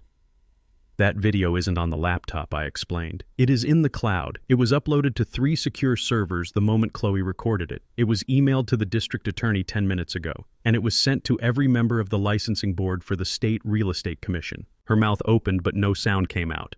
And as for the legality, I continued walking closer to her. "You are in my house, Skylar. I consented to the recording. But that is not your biggest problem right now." I pointed to the blue folder lying on the table, the one she had signed with such arrogance just moments ago. "Your biggest problem is that." She looked at the folder. She looked at the notary, who was cowering by the bookshelf clutching her bag. I picked up the folder. I opened it to the page with her signature. The ink was still fresh. "You thought you were signing a deed transfer," I said, reading from the document. "You thought you were stealing a $3 million asset, but you didn't read the header." I turned the document so she could see it. "This is a confession of judgment." I said, my voice hard as steel. "In this document, you and Darius admit to the unauthorized withdrawal of $500,000 from my retirement account. You admit that this money was not a gift but a fraudulent conversion, and you agree to repay the full amount plus interest within 24 hours. Skylar shook her head, backing away. I didn't know. That is fraud. You tricked me. I laughed, a dry, humorless sound. I tricked you, I asked. You tried to gaslight me into an asylum, Skylar. You poisoned my coffee. You rigged my stairs, and you call this fraud. No. This is a contract, and you signed it. I flipped to the next page. And here is the kicker, I said. Paragraph 4. Failure to repay the debt within the allotted time will result in the immediate forfeiture of all personal assets held by Skylark Holdings and a voluntary surrender to law enforcement for charges of elder abuse and grand larceny. Skylar looked at Darius. She looked at her husband, hoping he would fix this, hoping he would stand up and be the man she had manipulated. Darius, do something, she screamed, hitting him on the chest. Tell him we won't pay. Tell him it is a lie. Darius was kneeling on the floor. He looked at the broken laptop. He looked at the police lights flashing outside. He looked at his father. He didn't look at Skylar. It is over, Sky, Darius whispered. His voice was hollow. He stopped fighting. He stopped lying. The weight of what he had done had finally crushed him. Skylar backed away from him. You coward, she spat. You useless coward. The front door opened. 2 uniformed officers stepped in, followed by a detective in a cheap suit. They looked around the room, taking in the scene. The broken computer, the crying woman, the old man standing tall. Mr. Thorne, the detective asked, looking at me. I am Elijah Thorne, I said. We received a digital packet regarding an ongoing domestic situation, the detective said, eyeing Skylar. And we have a warrant for the arrest of a Camilla Thorne and a Skylar Thorne. Skylar turned to run. It was a reflex, a desperate animal instinct. She bolted toward the hallway, toward the back door. Jerome tripped her. He didn't tackle her. He just extended his foot. Skylar sprawled onto the floor, her expensive blouse tearing at the shoulder. The officers were on her in seconds. Get off me, she screamed, kicking and biting. Do you know who I am? I own this town. I will have your badges. They cuffed her hands behind her back. The click of the metal was the period at the end of her sentence. They pulled her up. Her hair was in her face. Her makeup was smeared. She looked at me with pure hatred. You will rot in hell, Elijah, she hissed as they dragged her out. I am already in hell, Skylar, I said calmly. I have been living in it for 3 months. Today, I am walking out. They took her away. The screaming faded as the heavy oak door closed. The room was quiet again. Camilla had been escorted out the back door by other officers, weeping silently. Only Darius remained. He was still on his knees. He hadn't moved. He was staring at the spot on the floor where the champagne glass had shattered earlier. He looked small. He looked like a boy who had broken a window and was waiting for the punishment. I walked over to him. The sound of my cane tapping on the floor was the only noise in the room. Darius, I said. He flinched. He looked up slowly. His face was a map of misery. His eyes were red, swollen, and filled with a pain that was almost physical. Pops, he choked out. He reached out, trying to grab the hem of my pants. I stepped back. Just an inch. But that inch was a chasm. Pops, please, he sobbed. I am sorry. I swear to God I am sorry. She told me it was for the best. She said you were sick. She said we were just protecting the money. You signed the check, Darius. I said, my voice devoid of warmth. You walked into the bank, you typed the code, you authorized the transfer. I didn't know about the poison, he pleaded. I didn't know she was hurting you. I thought we were in trouble. The debts, Pops. I was scared. You were scared, I repeated. I looked down at him. I remembered teaching him how to ride a bike. I remembered holding him when he scraped his knee. I remembered telling him that a man is defined not by his mistakes, but by how he fixes them. But some things cannot be fixed. I was scared too, Darius, I said. I was scared when my mind started to slip. I was scared when I couldn't remember the date. I was scared when I fell down those stairs and felt my bones snap. But do you know what scared me the most? He shook his head, tears dripping off his chin. It wasn't the pain, I said. It wasn't the fear of dying. It was looking into my son's eyes and seeing nothing. No love, no loyalty, just calculation. "Pops, I am your son," he whispered. "I am your flesh and blood. You can't send me to jail. Please. I will pay it back. I will work. I will do anything." I looked at the blue folder on the table, the confession. "You are right," I said. "You are my son. And that is why this hurts more than any broken bone." I sighed, a heavy sound that seemed to carry the weight of 75 years. "I can forgive stupidity, Darius. I can forgive you for being weak. I can forgive you for gambling your money away. I can even forgive you for marrying a wolf, because she fooled me too." Darius looked up, hope flickering in his eyes, but I continued, my voice hardening, turning into granite. "I cannot forgive betrayal. You watched them humiliate me. You watched them starve me. You watched them treat me like a dog in my own house. And you didn't stand up. You didn't speak. You signed the papers." I turned away from him. "The police are waiting, Darius." He wailed, a sound of pure despair. "Pops, no." "You made your choice, son," I said, walking toward the corner where Chloe was waiting. "You chose her. You chose the easy way, and now you have to live with it." I picked up Chloe. She buried her face in my neck, holding me tight. Jerome walked over and put a hand on Darius's shoulder. "Come on, Darius," Jerome said gently. "Don't make them drag you. Stand up." I heard the shuffle of feet. I heard the front door open again. I didn't look back. I couldn't. If I looked back, I might break. And I had to be strong, not for me, but for the little girl in my arms, who was the only part of my family worth saving. The dominoes had fallen. The board was cleared. And as the silence returned to my house, I realized that victory doesn't taste sweet. It tastes like ashes. But at least the air was clean. The blue lights outside were still flashing, painting the living room walls in a rhythm of violence and justice, but the screaming had stopped.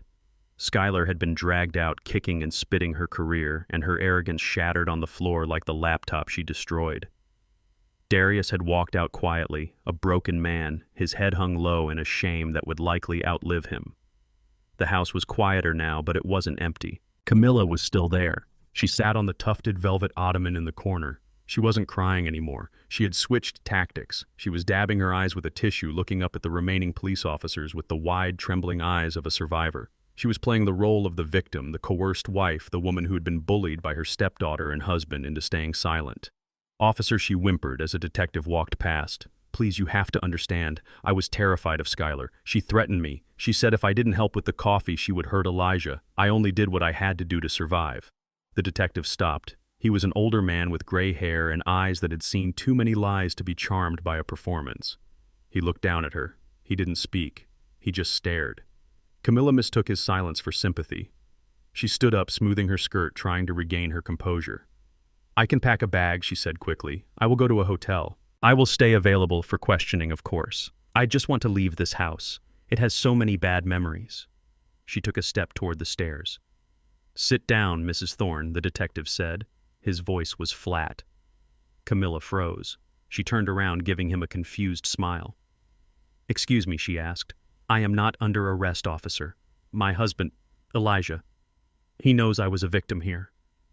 She looked at me.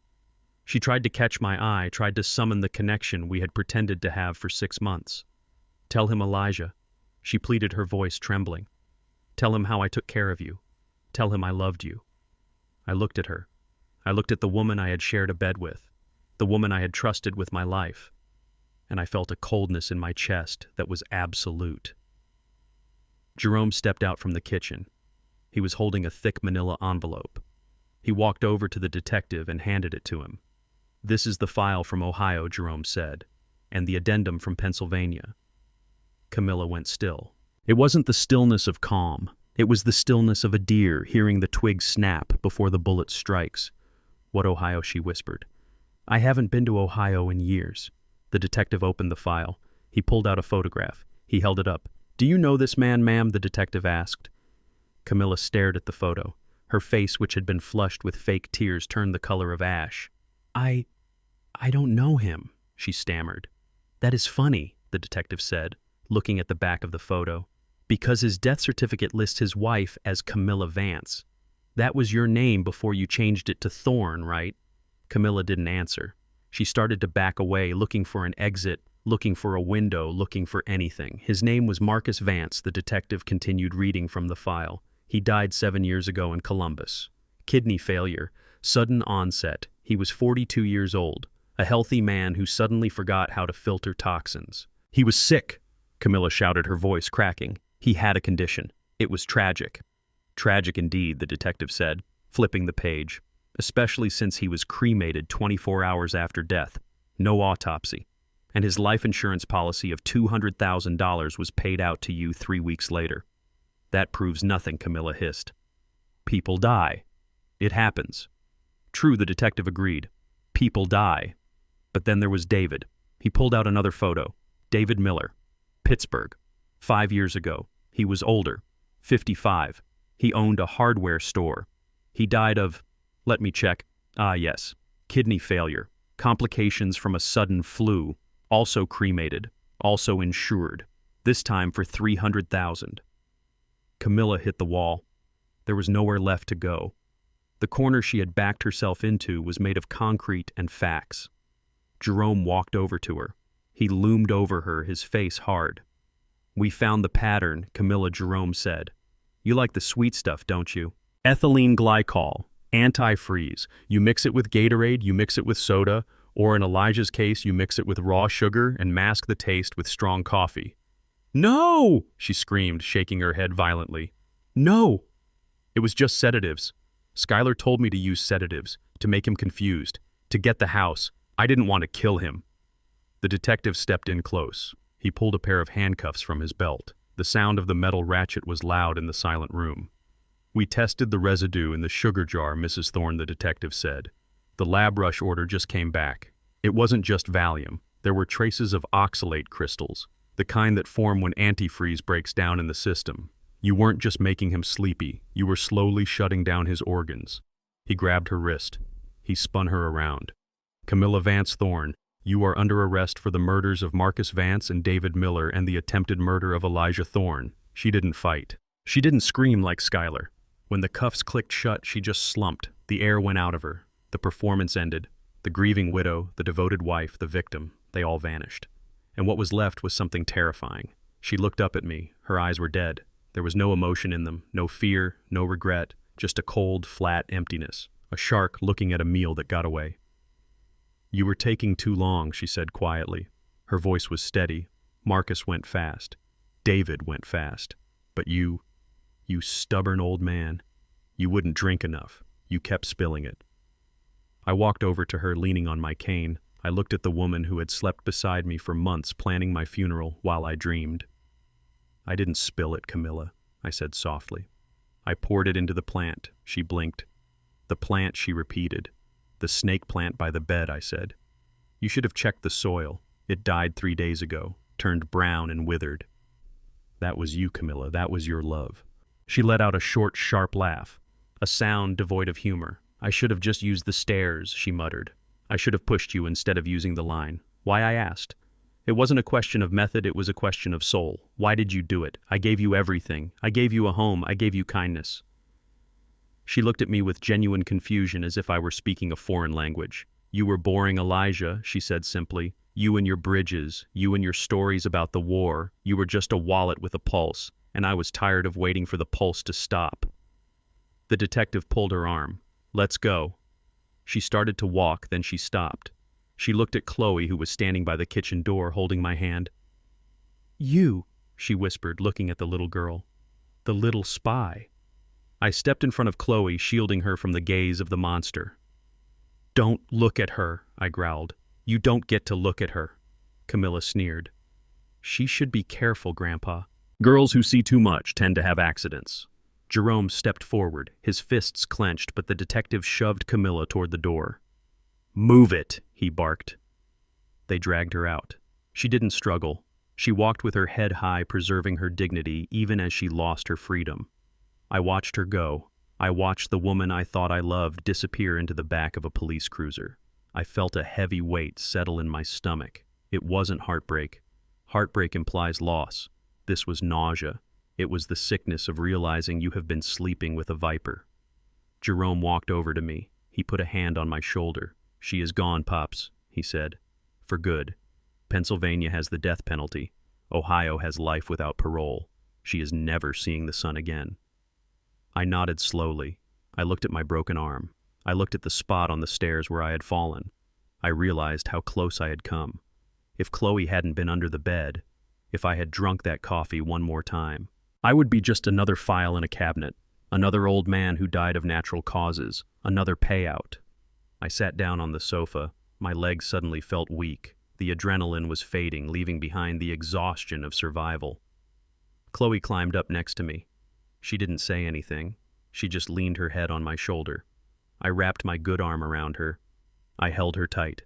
I held onto the only thing in this world that was real. "You saved me," I whispered into her hair. "You know that, right? You saved my life." She looked up at me. Her big brown eyes were serious. "She was a bad witch, Grandpa," she said. "Yes, baby," I said. "She was. But we got her," she said, fierce and proud. "We got them all." I looked around the empty living room. The birthday banner was sagging. The cake was uncut. The champagne was warm. My family was gone. My son was in handcuffs. My wife was a serial killer. But the house was still standing. The foundation was cracked, but it held. I closed my eyes and let out a long, slow breath. "Jerome," I said, not opening my eyes. "Yeah, Pops. Lock the door. And order a pizza. I am starving." "And Jerome?" "Yeah, make sure it is pepperoni. And make sure nobody touches it but you." Jerome laughed. A real warm sound that chased the shadows away. "You got it, Pops. Pepperoni it is." I sat there in the quiet, holding my granddaughter, listening to the rain start to fall outside, washing away the tracks of the police cars, washing away the lies. I was alive, and for tonight, that was enough. The silence that follows a police raid is heavy. It does not feel like peace. It feels like a vacuum. It feels like the air has been sucked out of the room, leaving only the dust motes dancing in the beams of the flashlights that have long since faded. The blue and red strobe lights that had painted my living room walls with the colors of violence were gone. The neighbors who had peered through their blinds, witnessing the fall of the Thorne dynasty, had turned off their lights and gone back to their safe, uncomplicated lives. I sat in the middle of the living room on the sofa that still smelled faintly of the cheap champagne Schuyler had spilled. The house was empty. For the first time in 40 years, it felt truly empty. Camilla was gone, taken to a holding cell where she would trade her silk robes for an orange jumpsuit. Schuyler was gone, screaming threats and lawsuits all the way to the cruiser. And Darius, my son, he was gone too. I looked at the spot on the rug where he had knelt. I could still see the indentation of his knees. I could still hear the sound of his weeping. Victory, they call it. In the movies, when the bad guys go to jail, the music swells and the hero smiles. But in real life, victory tastes like ash. I had won the war. I had saved my life. I had saved my fortune. But I had lost my son. The next morning, the sun came up just like it always does, indifferent to the tragedies of men. I didn't sleep. I spent the night sitting in the chair watching Chloe sleep. She tossed and turned, whimpering in her dreams, fighting monsters I couldn't see. At 9 o'clock, Jerome arrived. He wasn't wearing his scrubs or his disguise. He was wearing a suit. He brought fresh coffee and a stack of legal documents thick enough to choke a horse. "We have news, Pops," Jerome said, pouring me a cup. "Real coffee this time, black and bitter." "Tell me," I said, taking the cup with my good hand. "The arraignment was this morning," Jerome said, sitting opposite me. "The district attorney isn't playing games. With the video evidence and the confession Schuyler signed, she is looking at 20 years minimum. Fraud, elder abuse, embezzlement, and conspiracy to commit murder." "And Camilla?" I asked. Jerome paused. "Camilla is being extradited to Ohio tonight. The homicide detectives there opened the cold case on her first husband. They found the antifreeze purchase records from 7 years ago. She kept the receipt, Elijah. Can you believe that? She kept it in a scrapbook. She is never getting out." I nodded slowly. The engineer in me appreciated the efficiency of justice, but the father in me was waiting for the other shoe to drop. And Darius, I whispered. Jerome sighed. He put his mug down. Darius pleaded guilty, Elijah. To everything. The fraud, the theft, the negligence. His lawyer tried to get him to fight it, to claim he was coerced by Skylar, but Darius refused. He told the judge he did it. He told the judge he deserved it. I closed my eyes. My boy. At least in the end he found a shred of integrity. He stopped running. And the custody hearing, I asked, dreading the answer. It was short, Jerome said softly. The state moved to place Chloe in foster care immediately pending an investigation. My heart stopped. Foster care. Strangers. A system that would chew her up and spit her out. No, I said, standing up, ignoring the pain in my broken arm. No, she stays here. Sit down, Pops, Jerome said, raising a hand. I said they moved to do it, but they didn't succeed. He pulled a document from his briefcase. It had a gold seal on it. Darius signed the voluntary termination of parental rights, Jerome said. He did it this morning in his cell. He signed full legal and physical custody over to you. He wrote a letter to the judge, Elijah. He said, you are the only man strong enough to protect her from the wolves, including himself. I took the paper. I looked at Darius's signature. It was shaky, stained with a teardrop that had dried on the ink. It was the last gift he could give me, and the last gift he could give his daughter. He set her free. I sat back down, clutching the paper to my chest. I felt a wave of grief wash over me so powerful I thought I might drown. I had lost him. Not to death, but to his own weakness. But in losing him, I had gained her. We need to secure this, Jerome, I said, my voice hardening. I need to make sure Skylar can never touch her. I need to make sure that even if Darius gets out in 10 years, he can't come back and undo this. Jerome nodded. I brought the trust papers. We are going to lock this down tighter than Fort Knox. We spent the afternoon working. I didn't hire a fancy firm. I used Jerome's lawyer, a man who worked out of a strip mall but knew the law better than the partners at Skylar's firm. We drafted an irrevocable trust. I looked at the deed to the house Sarah and I had built, the house Skylar had tried to sell for cryptocurrency. We are changing the name, I said, picking up a pen. Jerome looked up. What do you mean? It is not the Thorne Estate anymore, I said. That name is tainted. It has too much blood on it. I crossed out the header on the deed. I wrote in bold block letters, Chloe's Haven. This house, I said, pointing to the paper, is now the sole property of the Chloe Thorne Trust. I am the trustee until my death. Upon my death, it passes to her. It cannot be sold. It cannot be leveraged. It cannot be seized by creditors. It is hers, forever. And the money Jerome asked, the remaining savings, the pension, all of it, I said, every cent, it goes into the trust. I will live on my Social Security. It is enough for me. But Chloe, she will go to college. She will travel. She will have the life her father threw away. I signed the papers. My signature was strong. It was the signature of a builder laying the final cornerstone. That evening I walked through the house. I had a trash bag in my hand. I went into the kitchen. I opened the cabinet. I took out the blue ceramic sugar jar, the jar Sarah had loved. The jar Camilla had turned into a weapon. I didn't wash it. I didn't save it. I threw it in the bag. The sound of the ceramic shattering was satisfying. I went into the bathroom. I took the expensive lotions Camilla had left. Trash. I went into the guest room where Skylar had stayed. I stripped the sheets. Trash.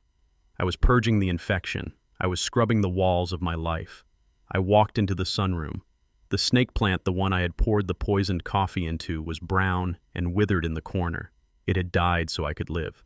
I picked up the heavy pot. I carried it out to the backyard. I dug a hole near the fence. I buried the plant. I buried the poison. When I came back inside, Chloe was sitting at the kitchen table. She was drawing. She had found a box of crayons. She was drawing a picture of a house. It had a red roof and a big sun in the corner. And in front of the house there were two stick figures, one big, one small, holding hands. She looked up at me. "Where is Daddy?" she asked. It was the question I had been dreading. I could have lied. I could have told her he was on a trip. I could have told her he was working. That is what parents usually do to protect their children. But lies were what got us here. Lies were the poison that almost killed us. I sat down next to her. I took her small hand in mine. "Daddy did something bad, Chloe," I said gently. "He made some mistakes. Big mistakes. And when grown-ups make big mistakes, sometimes they have to go away for a while to learn how to be good again. Is he in time out? She asked, her eyes wide. Yes, baby, I said. A very long time out. Is he coming back? I looked at the drawing. I looked at the two stick figures. Not for a long time, I said. But he did one good thing before he left. He asked me to take care of you. He said, I am your dad now. Is that okay? She thought about it. She looked at my broken arm in the cast. She looked at the cane leaning against the table. You are old Grandpa, she said seriously. Can you take care of me? I laughed. It was a rusty sound, but it was real. I am old Chloe. I am 75. My bones are brittle and I move slow. But I am an engineer, and engineers build things to last. I tapped the table. I promise you this, Chloe. I will live long enough to see you graduate. I will live long enough to walk you down the aisle. I will live long enough to make sure you never have to be afraid in your own house again. I am not going anywhere. She smiled. She pushed the drawing toward me. This is us, she said. In the fortress. Yes, I said. Chloe's haven. That night I tucked her into her bed. I checked the windows. I checked the locks. I checked the smoke detectors. I checked everything twice. Then I went downstairs to my study. I didn't sleep in the hospital bed. I had Jerome haul it out to the curb. I slept in my leather armchair with a blanket over my legs and a baseball bat next to my side. The house was quiet, but it wasn't empty anymore. It was filled with a new purpose. I had lost my past. My wife was a lie. My son was a failure. My career was a memory. But I had a future. She was sleeping upstairs, dreaming of stick figures and sunshine. And for the first time in 3 months, I wasn't afraid to close my eyes. Because I knew that when I woke up, the coffee would be just coffee, and the house would still be standing. I am Elijah Thorne. I am a builder, and I had just started my most important project. The storm had finally passed, leaving the air scrubbed clean and smelling of wet earth and pine needles. It was Sunday morning. A real Sunday this time, not a day fabricated by gaslighting and lies. I sat on the front porch of the house that was no longer the Thorne estate, but Chloe's haven. The rocking chair creaked beneath me, a familiar rhythm that felt like the heartbeat of the house itself. My left arm was still in a cast, resting heavily on a pillow, but my right hand was steady, wrapped around a ceramic mug. It wasn't coffee. I was done with coffee. I didn't think I could ever smell a roasted bean again without tasting the phantom bitterness of betrayal. It was hot cocoa, and I had made it myself. I had stood in the kitchen with Chloe, teaching her the ratios. 2 spoons of cocoa powder, 1 spoon of sugar, a pinch of cinnamon, and milk. Real milk. Not the watered-down slurry Camilla used to force-feed me. We had watched the milk heat up on the stove, bubbling at the edges. We had stirred it together, watching the brown swirl into the white until it was rich and uniform. It was a simple chemistry experiment, but to me, it felt like a religious ritual. We were reclaiming the kitchen. We were reclaiming the act of nourishment. Chloe sat in the rocker next to me. Her feet didn't touch the floor. She swung her legs back and forth, humming a tune she had learned in school. She held her mug with both hands, blowing on the steam. She looked small against the backdrop of the large house, but she didn't look afraid anymore. The shadows that had lived under her eyes for months were starting to fade, replaced by the resilience of childhood. It is hot, Grandpa, she said, taking a cautious sip. Sip it slow, baby, I said. Good things take time. You can't rush the heat. She nodded, mimicking my posture. She looked out at the lawn where the morning sun was drying the dew. Are they ever coming back? She asked quietly. She didn't look at me. She looked at the driveway, the place where the police cars had taken her parents away. No, Chloe, I said, my voice firm but gentle. They are not coming back, not for a very long time. And even if they do, the locks are changed. The fence is higher, and I am right here. She thought about this for a moment. She processed the permanency of it. I miss Daddy sometimes, she whispered. Is that bad? He stole your money, but I still miss him. I reached out and rested my hand on her head, feeling the soft curls. It is not bad to miss him, Chloe. You have a good heart, a heart that loves even when it is hurt. That makes you stronger than him. It makes you stronger than all of them. Your daddy. He got lost. He forgot what mattered. But you don't have to forget him. You just have to remember that you are safe now. I looked out at the street. A car drove by slowly, the driver looking at the house. Probably a neighbor curious about the scandal. curious about the old man who had survived the Black Widow. Let them look. Let them see that the lights are on and the flag is flying. They underestimated me, Chloe, I said, half to her and half to the wind. Who Grandpa? Camilla? Skylar? Even your dad? They looked at my gray hair and they saw a tombstone. They looked at my limp and they saw weakness. They thought that because I moved slow, my mind was slow too. I took a sip of the cocoa. The cinnamon warmed my chest. That is the mistake the world makes with old people. They think we are obsolete. They think we are just taking up space waiting to die. They forget that we are the ones who built the roads they drive on. We are the ones who poured the foundations they stand on. We have survived wars and recessions and heartbreaks that would crush them. I looked at my hand, the one that had signed the confession, the one that had held the phone under the mattress. Memory fades, Chloe. Sometimes I forget where I put my keys. Sometimes I forget the name of a movie, but instinct does not fade. The feeling in your gut that tells you a beam is about to crack or a storm is coming. That never goes away. It just gets sharper. I turned to look at her. She was watching me, her eyes wide and intelligent. And they made another mistake, I said. A bigger one. What was that, she asked. They didn't look under the bed. She smiled a small secret smile that belonged only to us. They thought you were just a kid, I continued. They thought you were playing with dolls. They didn't know that children see everything. Adults filter the world. We tell ourselves lies to make life easier. We pretend the marriage is happy. We pretend the debt isn't real. But kids just see the truth. You saw the powder. You saw the hate. And you didn't look away. You were my partner, Grandpa, she said, proud. Operation Bluebird. That is right. You were the best partner a man could ask for. I leaned back in the chair, closing my eyes for a moment, listening to the birds singing in the oak tree. The same oak tree Skylar claimed I was screaming at. It stood tall and majestic, its roots deep in the earth. It had weathered storms for 100 years. It didn't scream. It endured. I am like that tree, I thought. My bark is rough, my branches are brittle, but my roots go down to the bedrock. Grandpa Chloe asked, breaking my reverie. Yeah, kiddo, what are we going to do now? With just us. I opened my eyes. I looked at the vast estate that was now ours. It was too big for two people, really, but we would fill it. We are going to live, I said. We are going to plant a new garden where the snake plant used to be. We are going to paint the kitchen a color that isn't gray, maybe yellow, like the sun. And I am going to teach you things. What things? I am going to teach you how to build a bridge, I said. I am going to teach you how to mix concrete so it never cracks. I am going to teach you how to read a blueprint. And most importantly, I am going to teach you how to spot a liar from a mile away, she giggled. Can we get a dog, a big one, to watch the door? I laughed. A big dog. Maybe a German Shepherd or a Rottweiler. Someone to help Jerome watch the perimeter. Yes, I said. We can get a dog. But you have to feed him. Deal, she said, extending her small hand. I shook it. Her grip was firm. She was a thorn. A real thorn. Deal. We finished our cocoa in silence, watching the sun climb higher in the sky. The terror of the last few months felt like a nightmare that was slowly dissolving in the light of day. I touched the phone in my pocket. I didn't need to hide it anymore. I didn't need to record my own life to prove I was living it.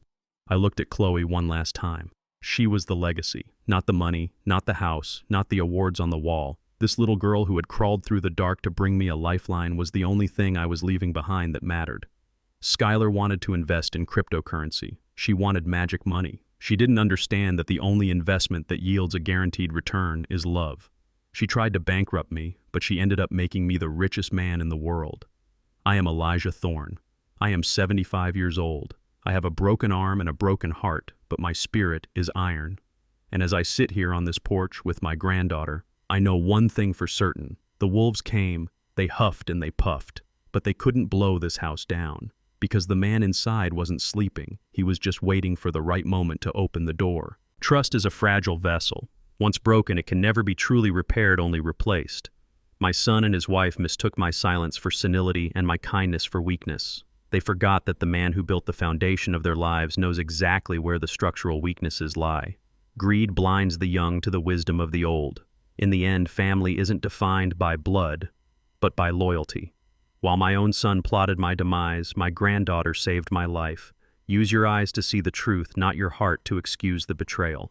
Thank you for listening to my story. If you believe that we must protect our elders and listen to our children, please hit that like button and subscribe to the channel. I want to know, have you ever been underestimated by someone close to you? How did you handle it? Drop your story in the comments below. Let's build a community of survivors. Until next time, stay vigilant, stay strong, and remember, the walls have ears, but the truth always finds a voice.